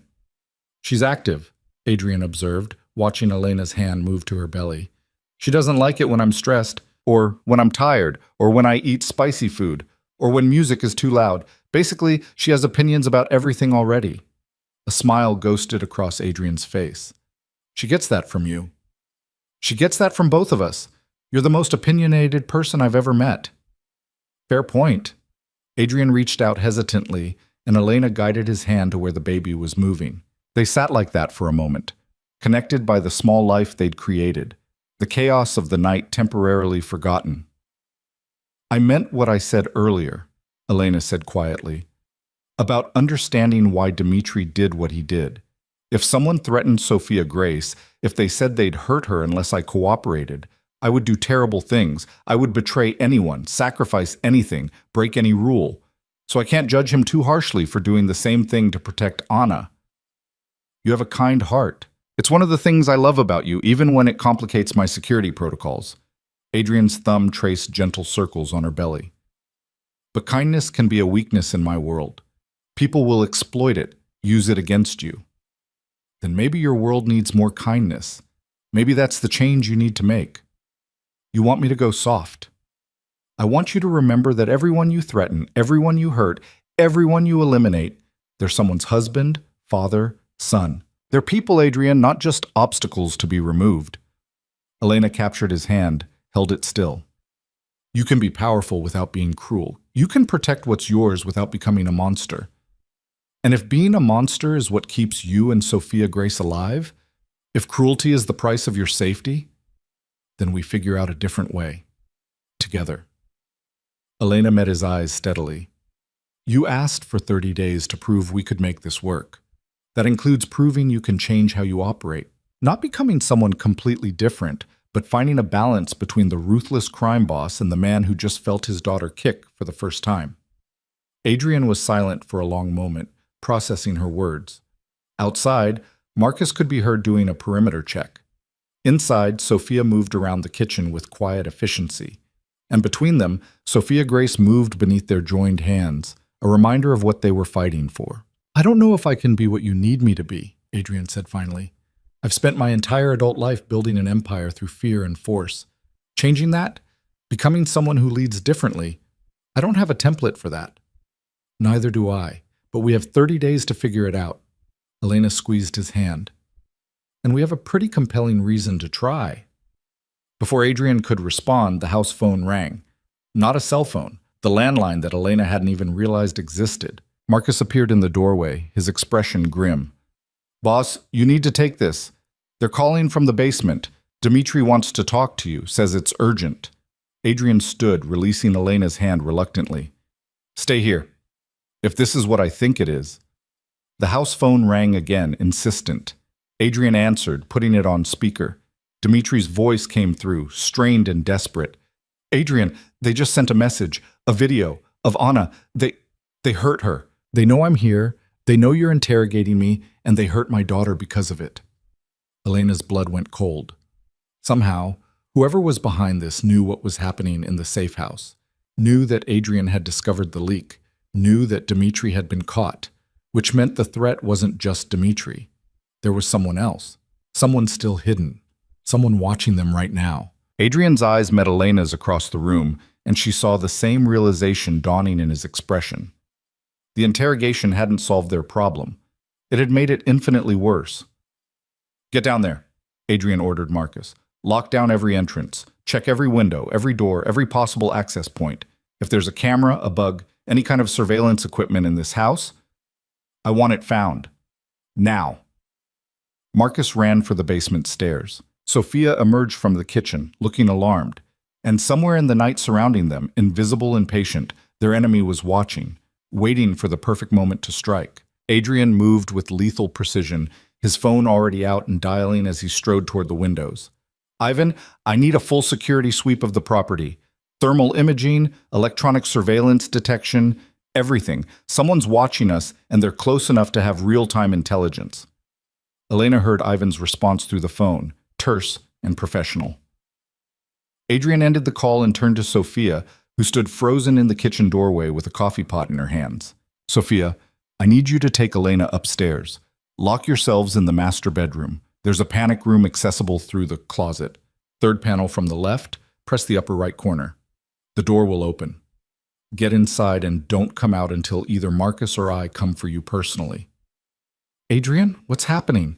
Elena's voice was steadier than she felt. Sophia Grace was moving frantically now, as if sensing her mother's fear. "Someone has been inside this house. Recently." "Poem." Adrian's eyes swept the room, looking for cameras, bugs, anything out of place. "The only way they could know about Dmitri being caught this quickly is if they're watching us actively, which means we've been compromised since before we arrived." The implications hit Elena like a physical blow. If the house had been compromised before they arrived, then bringing Adrian's people here hadn't been a security measure. It had been walking into a trap. Whoever wanted her dead had been orchestrating this entire night, anticipating Adrian's moves, staying 3 steps ahead. "Marcus said this place was secure," Elena said. "He said no one knew about it." "Marcus believed that. I believed that. We were both wrong." Adrian crossed to her, his hands finding her shoulders with desperate urgency. "Elena, I need you to trust me right now. I need you to go with Sophia and stay hidden while I handle this. Can you do that?" Every instinct Elena had screamed at her to argue, to demand answers, to refuse to be locked away while Adrian walked into danger. But the baby kicked hard against her ribs, and she thought about Dimitri's daughter Anna, hurt and terrified somewhere because her father had tried to protect her by making deals with monsters. "Okay," she said, "but Adrian, if something happens, if they get past you, they won't." He said it with absolute certainty, as if he could bend reality through sheer force of will. "I will burn this entire property to the ground before I let anyone touch you or our daughter. Do you understand me? Nothing gets through me. Nothing." Sophia was beside Elena then, her arm around her waist, gently guiding her toward the stairs. Elena let herself be led, looking back over her shoulder at Adrian. He stood in the center of the room like a king surveying a battlefield, every line of his body radiating controlled violence and fierce determination. The stairs seemed longer than they had earlier, each step an effort. Elena's body ached from stress and exhaustion, her pregnant weight making her movements slow and awkward. Sophia supported her with surprising strength, murmuring quiet reassurances that Elena barely heard over the pounding of her own heart. The master bedroom was at the end of the hall, spacious and elegantly furnished in tones of cream and navy. Sophia led her directly to the walk-in closet, counting panels from the left, as Adrian had instructed.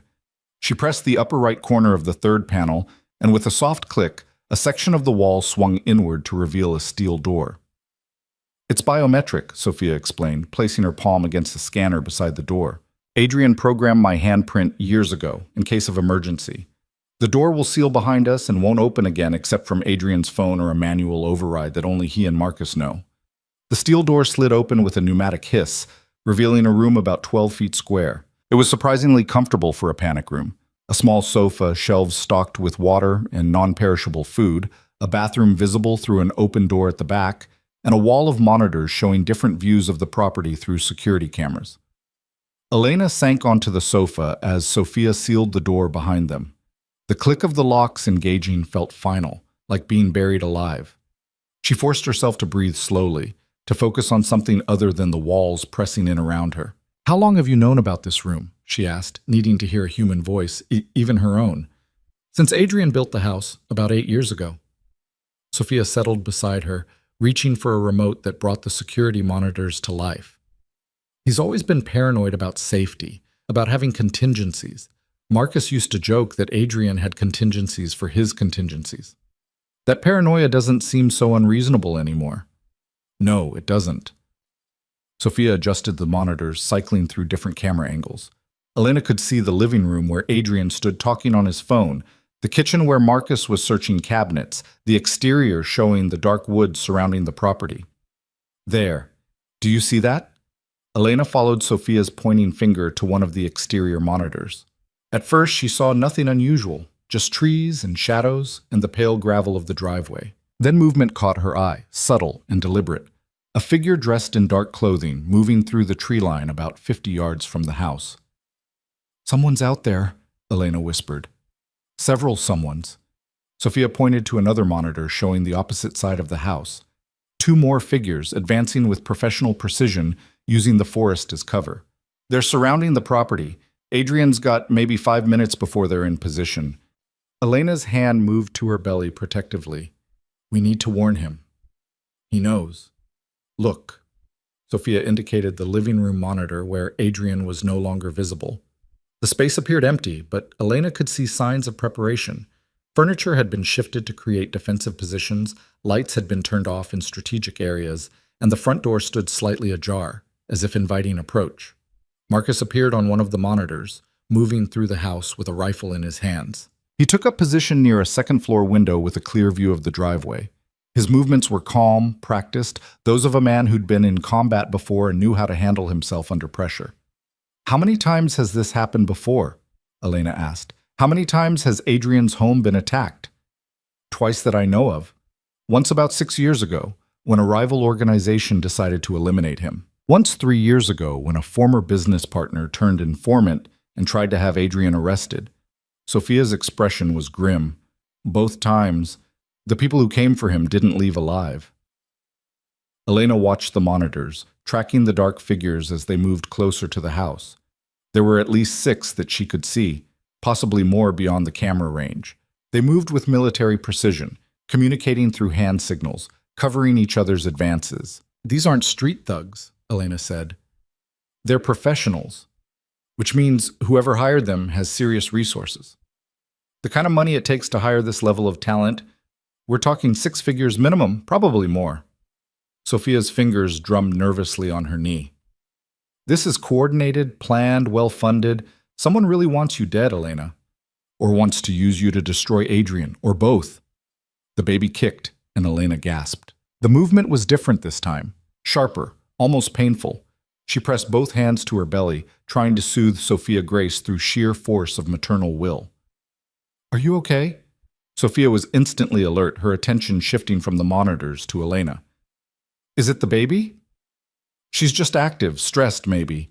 I don't know if babies can sense their mother's fear, but if they can, she's terrified right now. Talk to her.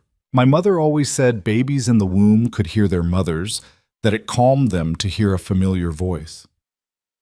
Sophia stood and moved to the small refrigerator in the corner. I'm going to get you some water. Stay calm, breathe deep, and talk to your daughter. Elena felt foolish, but she did it anyway. She closed her eyes and placed both hands on her belly, feeling the small movements beneath her palms. Hey, Sophia Grace, she whispered. It's Mom.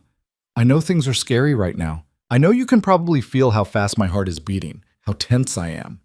But I need you to know something. Your father, your dad, he's out there right now making sure we stay safe. He's dangerous and ruthless and absolutely determined to protect us. So we're going to be okay. We have to be okay because he won't accept any other outcome. The baby shifted, the movements becoming less frantic. Elena kept talking, describing the room around them, the monitors showing the property, the way Sophia was being so kind and brave. She talked about the future, about holding Sophia Grace for the first time, about watching her grow up somewhere safe and beautiful. She was mid-sentence when the first gunshot cracked through the night. Elena's eyes flew open, her gaze locking on the monitors. One of the dark figures had fallen, clutching his leg. Marcus, from his position at the second-floor window, had fired a warning shot.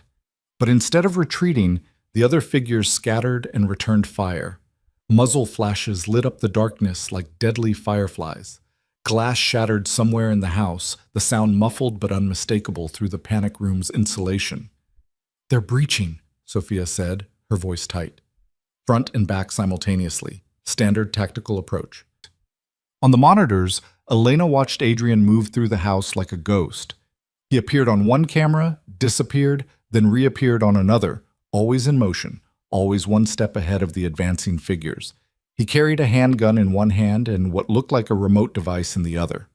Two intruders made it through the front door, moving with weapons raised in professional caution. They advanced through the entry hall toward the living room, covering each other with practiced efficiency. Adrian was waiting. Elena watched as he stepped from behind a doorway, fired twice in rapid succession, and disappeared again before the intruders could return fire. Both men went down, one clutching his shoulder, the other his thigh. Non-lethal shots. Adrian was disabling them, not killing them. He wants them alive for questioning, Elena realized. He wants to know who sent them. More intruders poured through the back entrance. Marcus took down one from his elevated position, but there were too many, coming too fast. Within seconds, the house was swarming with hostile figures, and Adrian and Marcus were outnumbered at least 4-1. Why aren't they calling for backup? Elena demanded. Adrian has an entire organization. Why are just the two of them fighting? Because backup is 20 minutes away at minimum, and this fight will be over in 5. Sophia's knuckles were white where she gripped the remote. Adrian built this house to be defensible by a small force. Every room, every hallway, it's all designed with specific tactical advantages. He and Marcus have been training for this scenario for years. As if to prove her point, Adrian triggered something on his remote device. Suddenly, sections of the house Elena hadn't paid attention to before came alive. Metal shutters slammed down over windows. Reinforced doors sealed hallways. What had been an open floor plan transformed into a maze of defensive positions and killing zones. The intruders found themselves trapped in sections of the house, separated from their teammates, facing off against an enemy who knew every inch of the terrain and had prepared for exactly this scenario. Adrian moved through his fortress like an avenging angel, taking down intruders with brutal efficiency. He fought with the precision of someone who'd spent a lifetime in combat, every movement calculated, every shot deliberate. He wasn't trying to kill them, not yet, but he was making it very clear that he could if he chose to. Marcus provided covering fire from above, his rifle picking off anyone who tried to flank Adrian's position. Together, they moved like a two-man army, coordinated and lethal. But there were still too many. Elena watched a group of 3 intruders converge on Adrian's position from different angles. He couldn't cover all approaches simultaneously. One of them was going to get a clean shot. "No," Elena breathed, pressing closer to the monitor. "Adrian, behind you." On screen, Adrian spun at the last second, firing at the intruder behind him.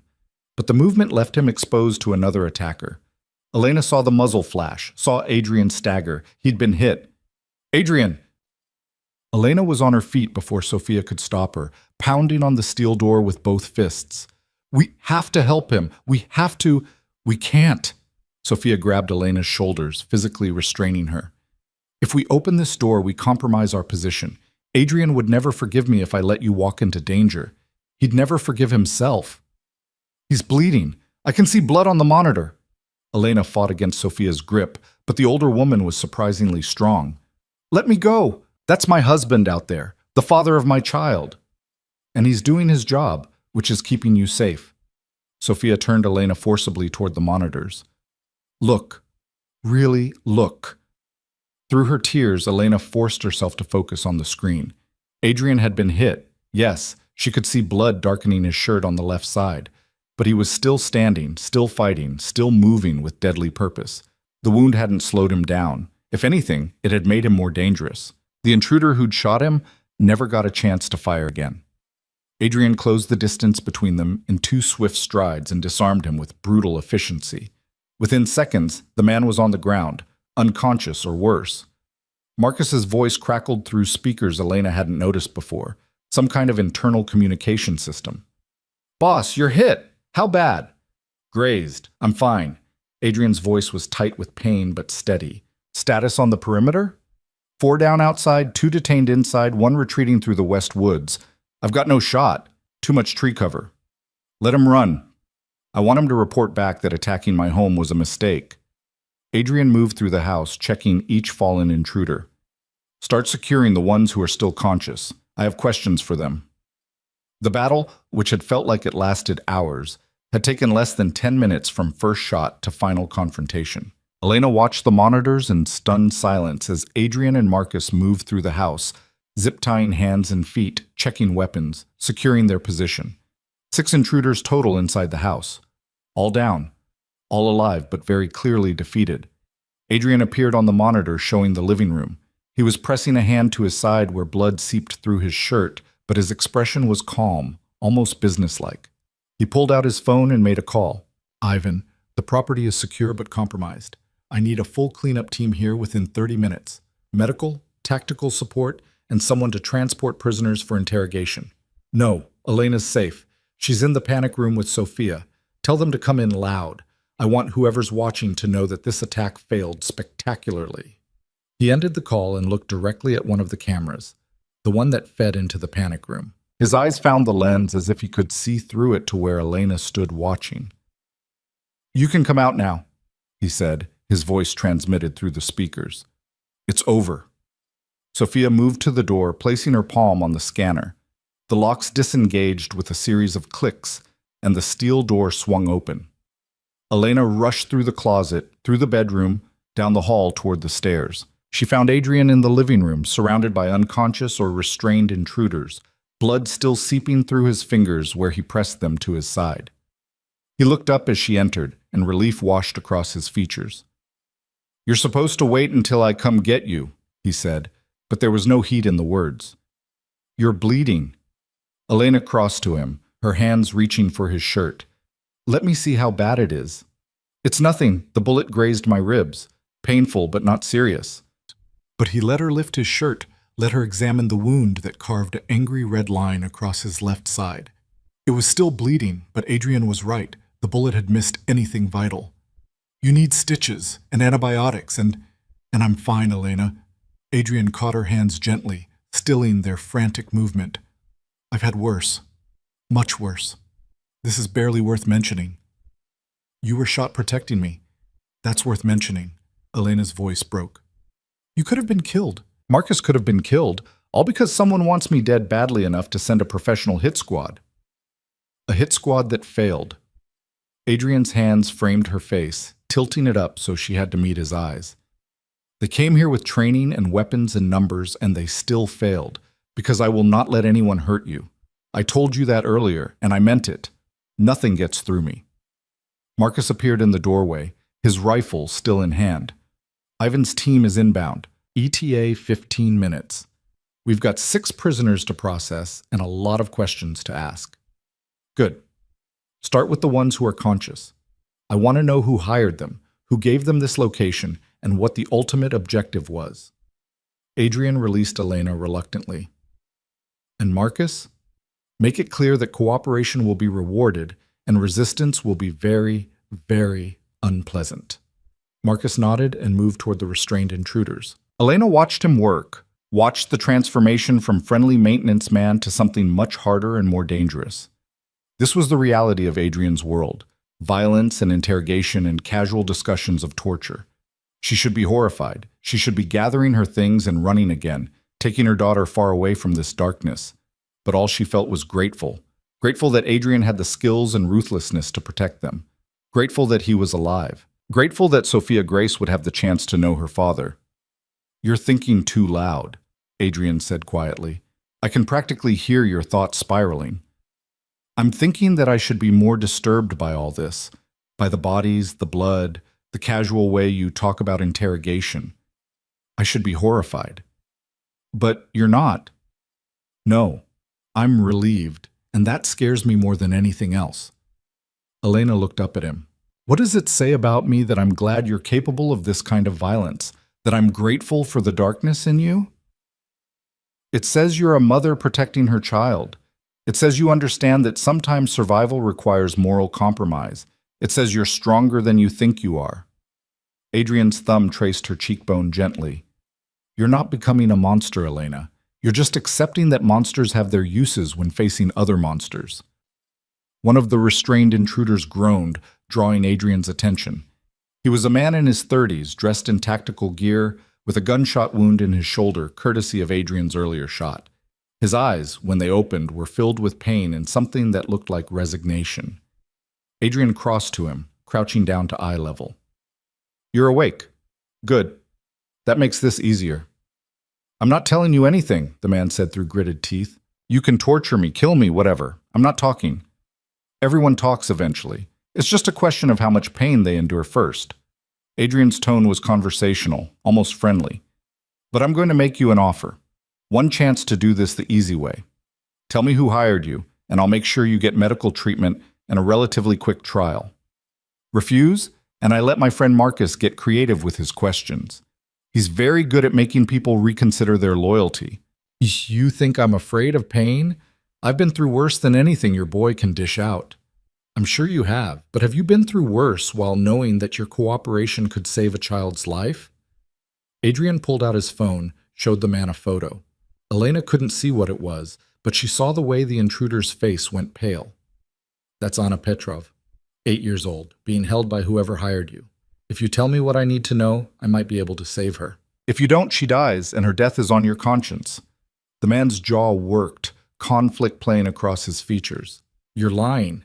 You're trying to manipulate me." "I'm trying to save a child who has nothing to do with any of this. Her only crime was having a father who got caught in the same web you're trapped in now." Adrian leaned closer. "You were hired to do a job. That job failed. Your employer isn't going to extract you, isn't going to pay your medical bills or legal fees. You're disposable to them. But to me, you're valuable. Not as a person, but as a source of information. Tell me what I want to know, and I'll make sure you survive this. Keep silent, and you're just another body for Ivan's cleanup team to dispose of." Elena watched the negotiation with fascination and horror. Adrian wasn't threatening in the traditional sense. He was presenting facts, laying out options, and letting the man reach his own conclusions. It was manipulation at its finest, psychological warfare disguised as reasonable conversation. It worked. "Volkov, right?" the man said finally. "You're Adrian Volkov, the one they sent us to destroy." "They sent you to kill my wife, to send a message by eliminating the woman I love and the child she's carrying. That was the original plan. But plans changed when Dmitri got caught." The man coughed, grimaced at the pain in his shoulder. "We were supposed to observe, report back, wait for the right moment. Then you interrogated your people, and our employer decided to accelerate the timeline." "Who's your employer?" The man hesitated, fear flickering across his features. Whatever he was about to reveal, it terrified him more than Adrian did. "Viktor Volkov," he said finally. "Your uncle. He's the one who wants your wife dead." The name hung in the air like poison. Elena saw Adrian's expression go completely blank. saw every emotion drain from his face until he looked carved from ice. "My uncle," he repeated softly. "My father's brother. The man who helped raise me after my parents died. The man who wants your empire, who sees your wife and child as weaknesses to be exploited, who's been orchestrating everything, the threats, the surveillance, the kidnapping of Dimitri's daughter." The intruder coughed again, blood flecking his lips. "He's been planning this for months, ever since he found out your wife was pregnant. He knew a child would make you vulnerable, would give him leverage he's never had before." Adrian stood slowly, his movements controlled but his fury palpable. Elena could see it in the set of his shoulders, the clench of his jaw, the way his hands had curled into fists. "Where is he?" Adrian's voice was deadly quiet. "Where is Victor?" "I don't know. He doesn't trust us with that information. All communication has been through intermediaries, encrypted messages, dead drops. He's been paranoid about you tracing anything back to him." "But you've met him. You've seen his face." "Once. 3 months ago, when he first hired our team. That's the only time any of us have been in the same room with him." "Where was that meeting?" The intruder gave an address on the north side of the city, an industrial area known for its abandoned warehouses and lack of police presence. Adrian committed it to memory, his expression never changing. "Is Anna there? Is that where Victor is keeping Dimitri's daughter?" "I don't know. My job was surveillance and tactical execution. I wasn't involved in the kidnapping." Adrian looked at Marcus, who'd been listening to the entire exchange. "Get Dimitri up here. I want him to hear this. And call Yuri. Tell him to assemble a team. We're going hunting." "Boss, you're injured. You should at least let medical look at that wound before..." "Before what? Before I go deal with the fact that my own uncle has been trying to kill my wife and child? Before I confront the man who helped raise me and apparently decided I'm too weak to lead?" Adrian's laugh was bitter. "The wound is nothing, Marcus. Get me Dimitri and get me a team. Now." Marcus disappeared down the basement stairs. Elena moved to Adrian's side, her hand finding his. "You can't do this alone," she said quietly. "I know you're angry." "I'm not angry." Adrian's voice was eerily calm. "Anger would be simple. This is betrayal from someone I trusted, someone I considered family. This is learning that the man who taught me how to survive in this world has been planning my destruction for months. This goes beyond anger, Elena. This is personal in a way nothing else has ever been. Which is exactly why you shouldn't go after him tonight. You're emotional, you're injured, and you're not thinking clearly." "I'm thinking with perfect clarity. Victor has been orchestrating threats against you and our daughter. He has an 8-year-old girl locked away somewhere, using her as leverage. He sent a hit squad to our safe house. Every moment I wait is another moment he has to cover his tracks, hide evidence, hurt more people." Adrian turned to face her fully. "I'm ending this tonight, and I need you to trust that I know what I'm doing. I do trust you, but I also know that walking into this situation while you're bleeding and furious is dangerous. Victor knows you, Adrian. He knows how you think, how you operate. He's counting on you doing exactly what you're about to do, going after him immediately, emotionally compromised, without proper preparation." "Then what do you suggest? That I wait? That I let him have more time to plan his next move? I suggest you let medical treat your wound, let Ivan's team arrive and secure this location, and then you plan your next move strategically instead of reactively." Elena squeezed his hand. "You told me earlier that anger makes people sloppy. Don't prove yourself right by rushing into this without thinking it through." Adrian stared at her for a long moment, and Elena could see the war playing out behind his eyes. The need for immediate action warring with the knowledge that she was right. The desire for revenge conflicting with the discipline that had kept him alive for 35 years in a world that killed the reckless. Finally, he nodded. "You're right. I hate that you're right, but you are." Dimitri emerged from the basement stairs, escorted by Marcus. His eyes were red from crying, his face haggard with fear and guilt.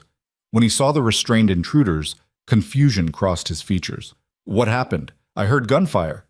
"Viktor Volkov has your daughter," Adrian said bluntly. "My uncle is the one who kidnapped Anna, who's been threatening Elena, who orchestrated everything, and you're going to help me get her back." Dimitri's legs seemed to give out.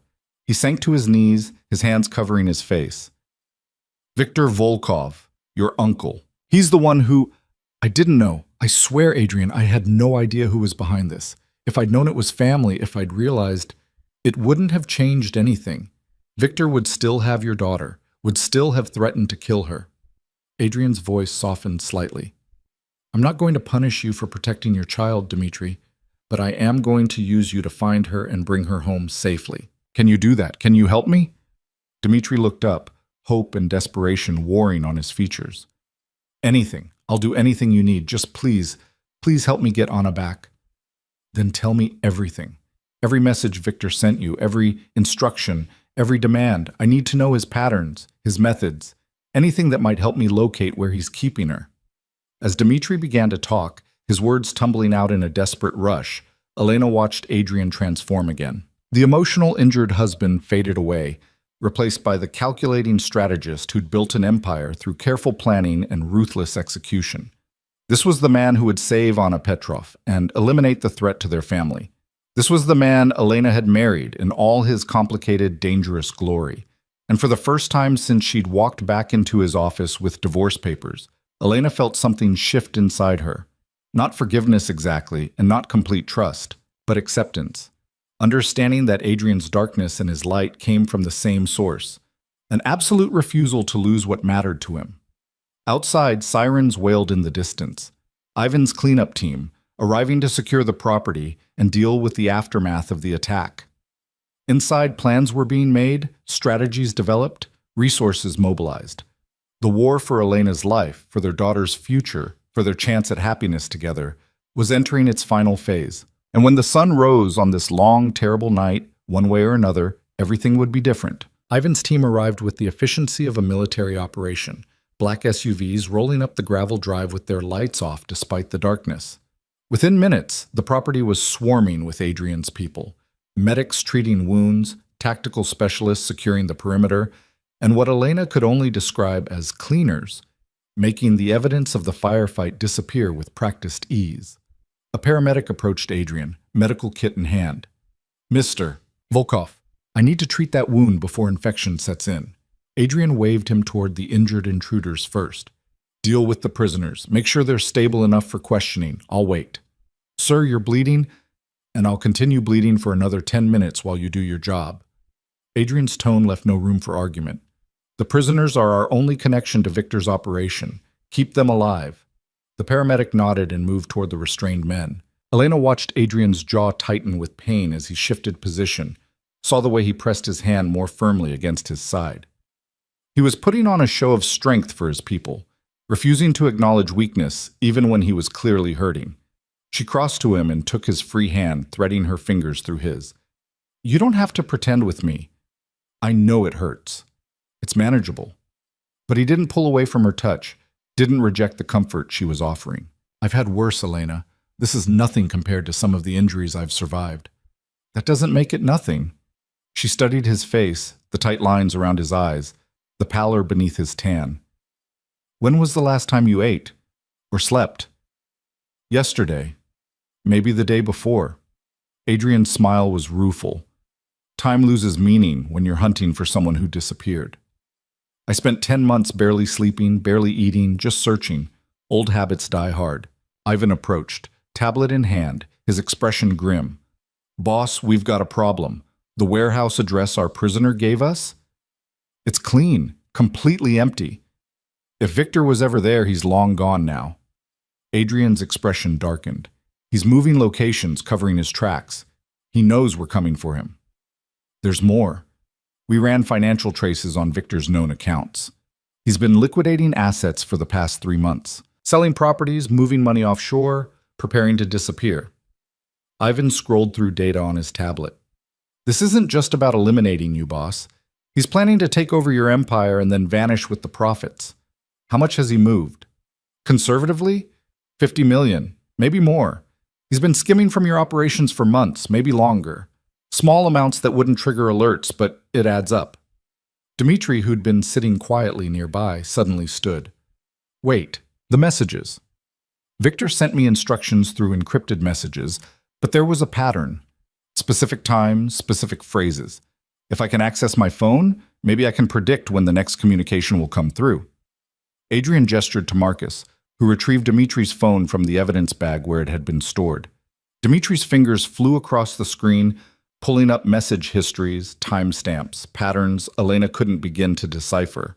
"Here," Dimitri said, his voice rising with desperate hope. Every communication came through at exactly 7-hour intervals, like clockwork.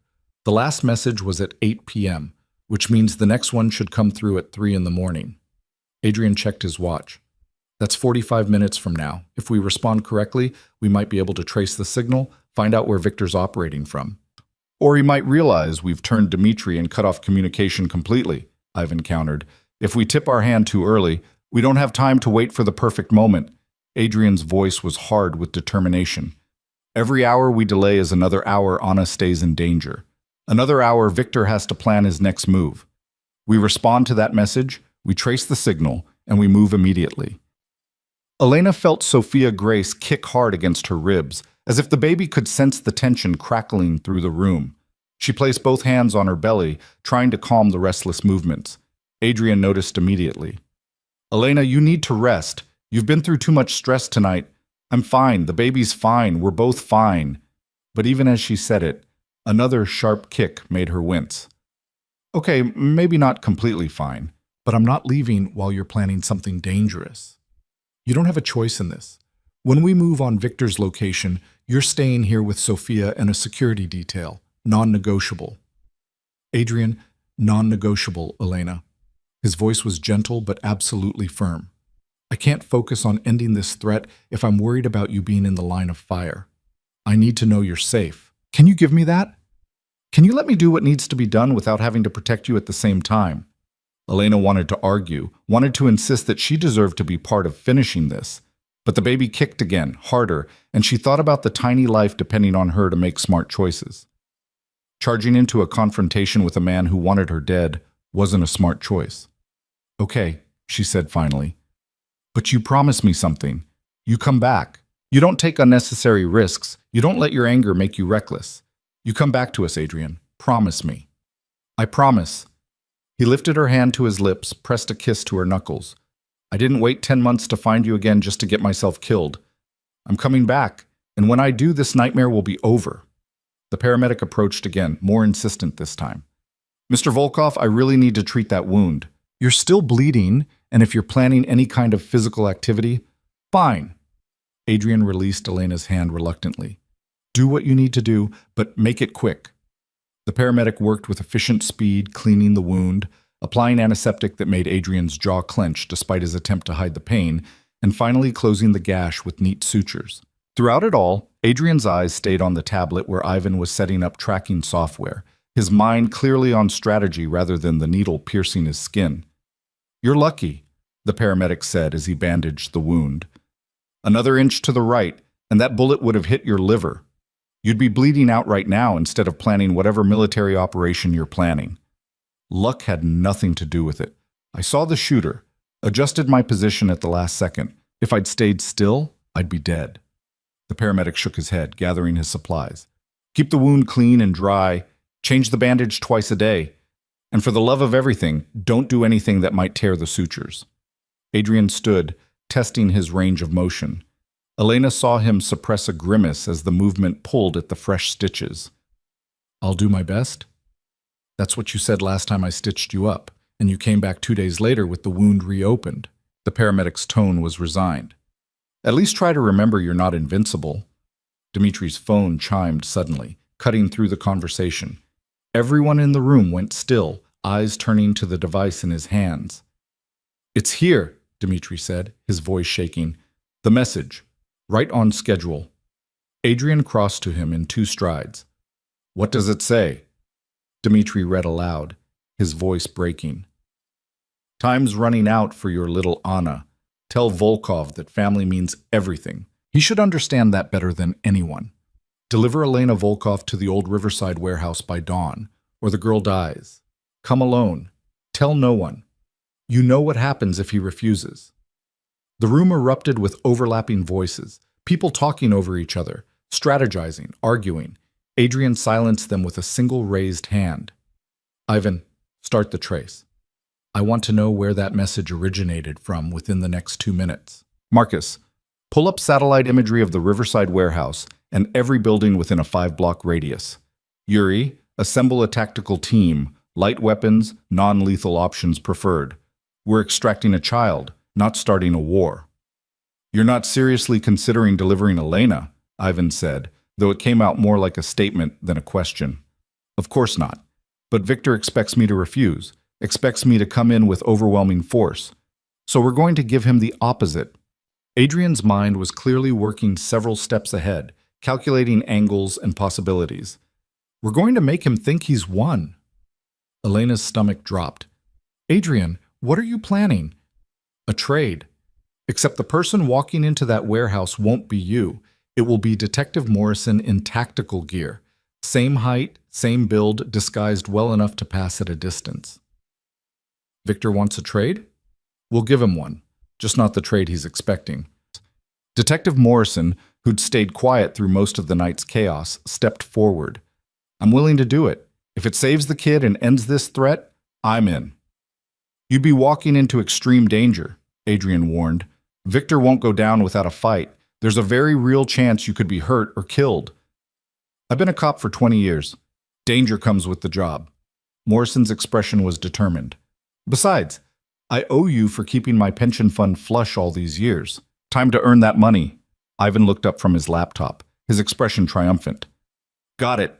The message originated from a cell tower on the East Side Industrial District. I've narrowed it down to a 3-block radius. Cross-referencing with properties owned by Victor or his shell companies, he paused, fingers flying across the keyboard. There.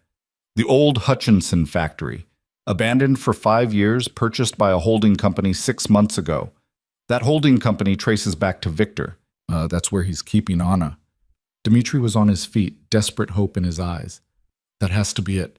We need to go now, before he moves her again. We go in smart, not fast. Adrian was already moving toward the weapons cache Ivan's team had brought in. We have 3 hours until dawn.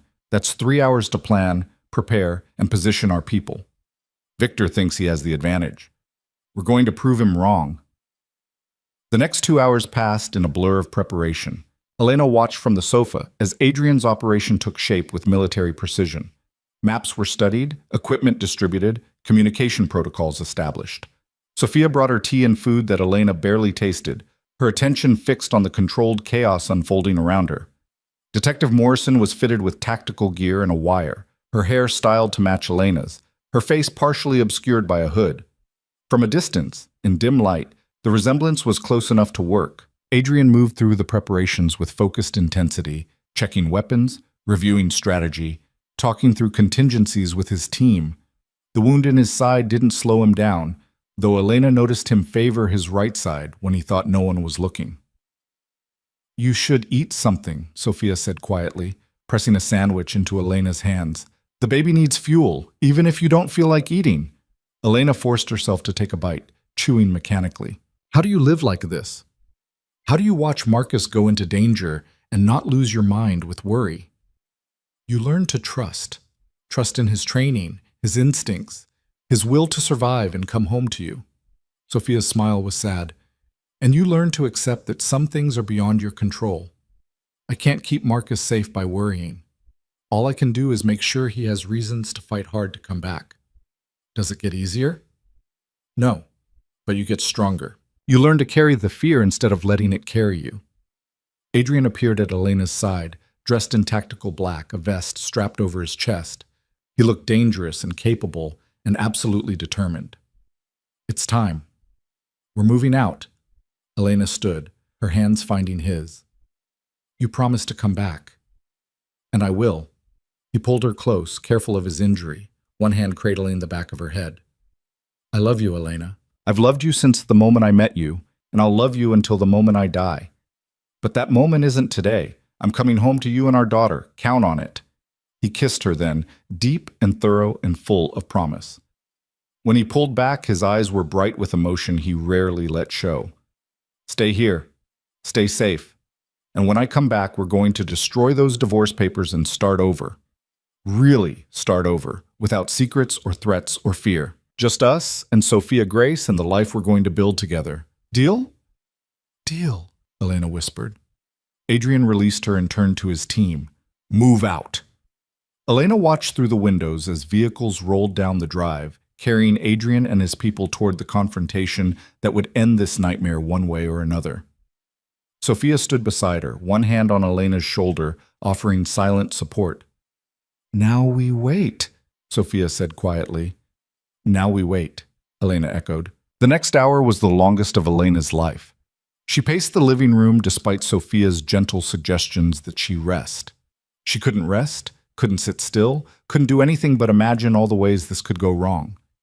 Adrian injured or killed, Anna hurt or worse, the plan falling apart, Victor escaping, the threat continuing indefinitely. Sophia Grace kicked almost constantly now, feeding off Elena's anxiety. Elena talked to her daughter, describing the future they'd have once this was over. A real home, somewhere safe. Parents who loved each other and loved her. A life free from the violence that had defined the past 10 months, if they survived tonight. Elena's phone buzzed suddenly, making her jump. A text from Adrian, short and direct. In position? Radio silence from here. I love you. She typed back quickly. I love you too. Be safe. Then there was nothing to do but wait and pray and hope that Adrian's plan would work. Miles away, in the pre-dawn darkness, Adrian crouched behind a rusted dumpster outside the Hutchinson factory. His team was positioned around the perimeter, Yuri on the north side, Ivan on the south, Marcus providing overwatch from a rooftop across the street. Detective Morrison waited in an unmarked van 2 blocks away, ready to play her part when the time came. Adrian's side throbbed where the bullet had grazed him, each breath pulling at the fresh sutures. He ignored the pain with practiced ease. Pain was temporary, failure was permanent, and he would not fail Elena or Anna or himself. His earpiece crackled with Marcus's voice. I've got eyes on 2 guards at the main entrance, 3 more patrolling the perimeter. Thermal imaging shows approximately 8 heat signatures inside the building, probably Victor and his remaining people. Any sign of the girl? Adrian asked quietly. 2nd floor, northeast corner, small heat signature, stationary. Could be Anna. Could be. Not definitely, but it was the best lead they had. Dmitri, you're up, Adrian said. Make the call. Tell Victor you're bringing Elena as requested. Dmitri's voice came through the earpiece, tight with fear. Victor, it's Dmitri. I have her. Elena Volkov. I'm bringing her to the warehouse as you requested. I'm coming alone, no backup, just like you said. Please, just let me see Anna. Let me know she's okay. A pause, then Victor's voice, smooth and cultured and absolutely cold. Bring her to the main entrance. You have 5 minutes. If I see anyone else, if I suspect any kind of trick, the girl dies. Understand? I understand. The connection ended. Adrian signaled to his team. Morrison, you're on. Remember, you're terrified, pregnant, desperate. Sell it. Copy that. Adrian watched through binoculars as the unmarked van approached the warehouse. Morrison emerged, her movements carefully crafted to mimic Elena's pregnant waddle. Dmitri was beside her, his hand on her arm, guiding her toward the entrance. The warehouse doors opened, light spilled out, silhouetting 2 figures. One was Victor Volkov, tall and distinguished despite his 60 years. His silver hair perfectly styled even at this ungodly hour. The other was a guard with a weapon trained on Morrison. Close enough, Victor called. Send her forward, alone. Dmitri released Morrison's arm. She walked slowly toward the warehouse, her hands raised in surrender. Adrian held his breath, watching for any sign that Victor had seen through the deception. Victor grabbed Morrison's arm when she got close enough, pulling her into the light. For one terrible moment, Adrian thought the plan had failed. Then Victor laughed, the sound bitter and triumphant. Did you really think I wouldn't recognize the difference between my nephew's wife and a police detective in disguise? Victor's voice carried clearly in the quiet night. I've been watching you for months, Adrian. I know everything, every move you make, every person you trust. Did you honestly believe you could fool me? Adrian cursed silently. The plan had failed before it had even begun. Come out, Adrian, Victor called. I know you're out there. Come out and face me like a man, or I put a bullet in Detective Morrison's head and then I go hunting for your real wife. Adrian stood slowly, hands visible, no weapon drawn. He walked toward the warehouse entrance with measured steps, his mind racing through options and alternatives. There's my nephew. the great Adrian Volkov finally admitting defeat. Victor's smile was cruel. You should have stayed small, boy. Should have been content with the territories I gave you. But you had to build an empire, had to become more powerful than your old uncle. And now look where that ambition has gotten you. You kidnapped an 8-year-old girl. You threatened my pregnant wife. You sent assassins to my home. Adrian's voice was ice cold. This isn't about ambition, Victor. This is about you being a jealous old man who can't stand that I've surpassed you. Surpassed me? Victor laughed. Boy, I taught you everything you know, every strategy, every manipulation, every ruthless decision. I showed you how it was done. And you used those lessons to build something I could never achieve. Yes, I'm jealous. Yes, I want what you have. And yes, I'm willing to destroy everything you love to take it from you. Where's Anna? The girl is safe, for now. She's leverage, insurance that you'll do exactly what I tell you to do. Which is what? Walk away. Sign over control of your organization to me. Disappear with your wife and child, and never come back. Do that, and Anna goes free. Do that, and Elena survives to raise your daughter. Refuse. Victor pressed the gun to Morrison's head, and everyone you care about dies. Adrian's mind worked through possibilities at lightning speed. Victor had the advantage of position and hostages, but he also had weaknesses. He was older, slower. He was arrogant, convinced of his superiority, and most importantly, he'd brought his people into a kill box without realizing it. All right, Adrian said, his voice heavy with false defeat. You win. I'll sign over everything. Just let Anna go. Let Detective Morrison go. End this. You expect me to believe you'd give up everything without a fight? I expect you to believe I'll do anything to protect my family, including surrender. Adrian took another step forward. You were right, Victor. I learned from you. And the most important lesson you taught me was that sometimes survival means knowing when to fold. Victor studied him, searching for deception. Hands where I can see them. Move slowly. Adrian complied, walking toward the warehouse entrance with his hands raised. With each step, he was mentally tracking his team's positions, calculating angles and distances. Marcus had a clear shot from the rooftop.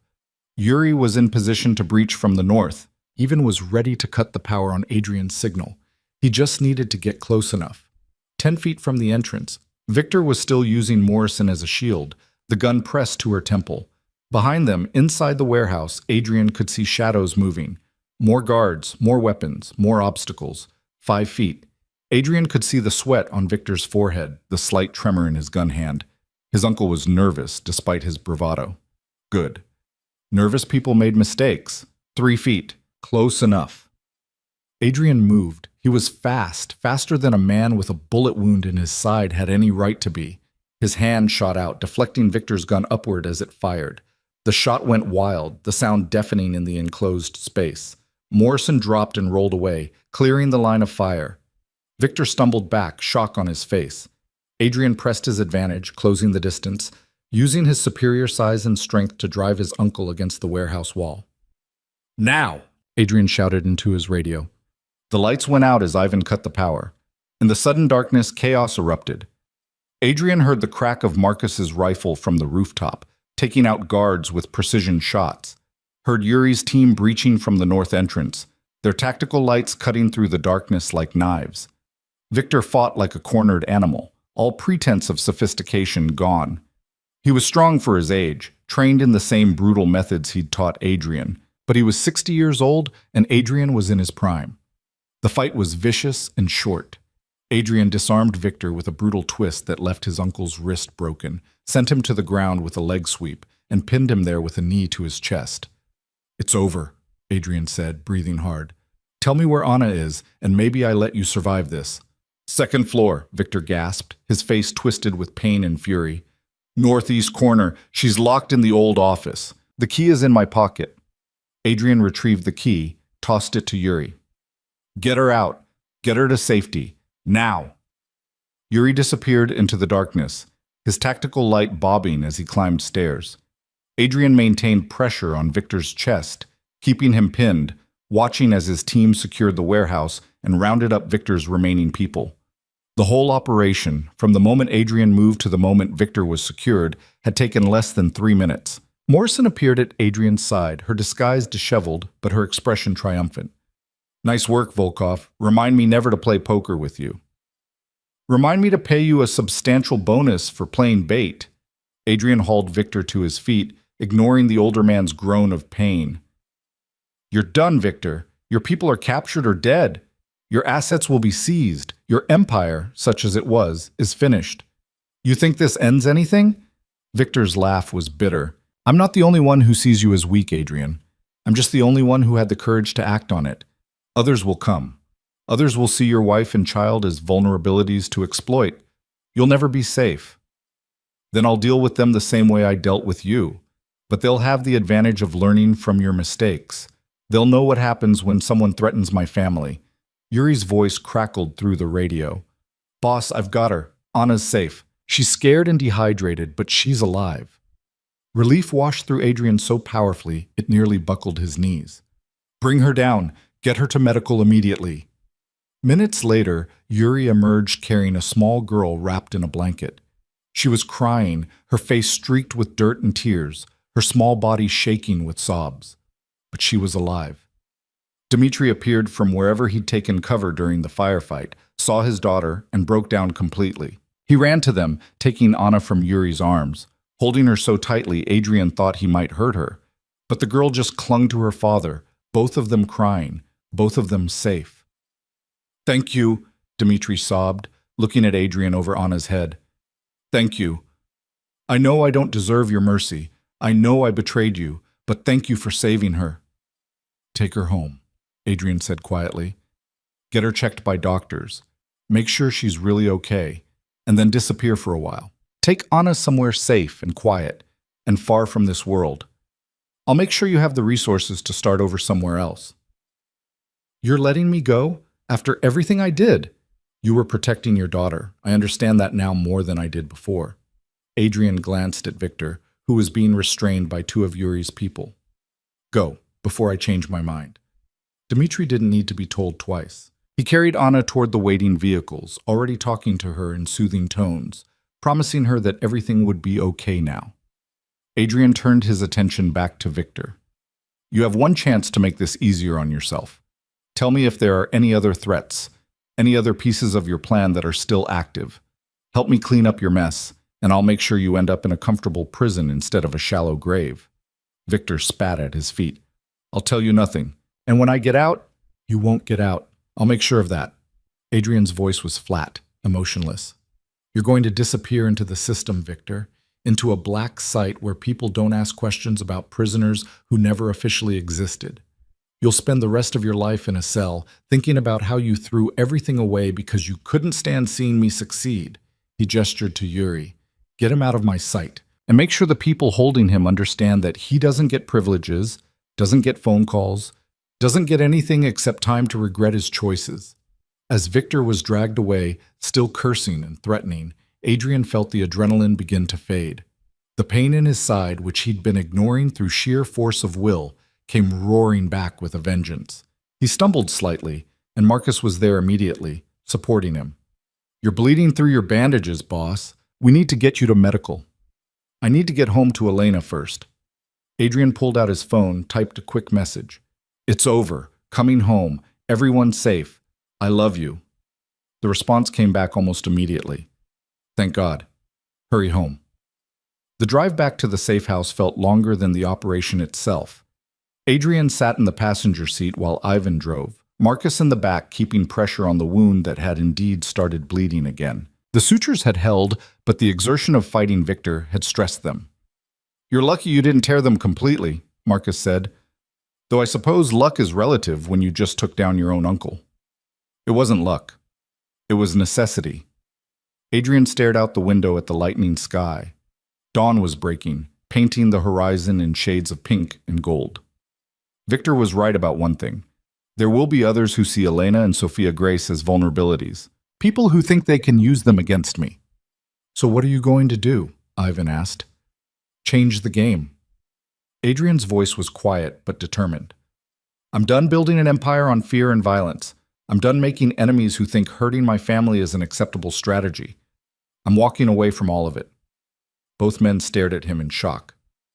"Boss, you can't be serious," Marcus said. "This organization is your life's work. You can't just walk away." "Watch me." Adrian's smile was grim. "I have offshore accounts Victor didn't know about, legitimate businesses that generate real income, enough money to support my family for generations. I don't need the criminal empire anymore. And more importantly, Elena and our daughter don't need the danger that comes with it. What about everyone who depends on you? Your people? Your territories? I'll transition it. Sell it off piece by piece to people who can run it without the baggage I've accumulated. Set up my loyal people with severance packages and recommendations. Make sure everyone who stood by me is taken care of." Adrian looked at both of them seriously. "Including you two. I'll make sure you're set for life, whatever you choose to do next. I don't want your money, boss. I want to know you're serious about this." Marcus leaned forward. "Because if you're doing this just to make Elena happy, if you're going to resent her for making you give up your power, then you're making a mistake that will destroy your marriage." "I'm not doing it for Elena. I'm doing it for me." Adrian's voice was soft. "I spent 10 months searching for her, 10 months living in a world where the only thing that mattered was finding her again. And you know what I realized? The empire, the power, the respect and fear I've built. None of it meant anything without her. None of it was worth the cost of losing her." They pulled up to the safe house as the sun crested the horizon, bathing the property in golden light.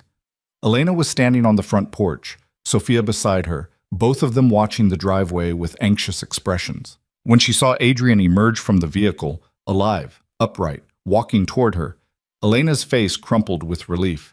She moved as quickly as her pregnant body would allow, meeting him halfway. Adrian caught her in his arms, ignoring the protest from his injured side. She was crying and laughing at the same time, her hands touching his face as if confirming he was real. "You came back. You actually came back." "I promised, didn't I?" He kissed her forehead, her cheeks, finally her mouth. "It's over, Elena. Victor's in custody. Anna's safe with her father. The threat is gone. And you're bleeding through your bandages again. Minor detail.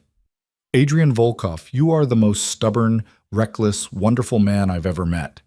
Elena's hands found the edges of his tactical vest. "Get inside so we can fix you up properly, and then you're going to sleep for 12 hours straight while I watch over you." "I have a better idea." Adrian took her hand, threading his fingers through hers. "How about we go inside, you burn those divorce papers, and we start planning our future? A real future, without threats or danger or fear." Elena searched his face. "What are you saying?" "I'm saying I'm done with this life. Done with the criminal empire, the violence, all of it. I'm walking away, Elena.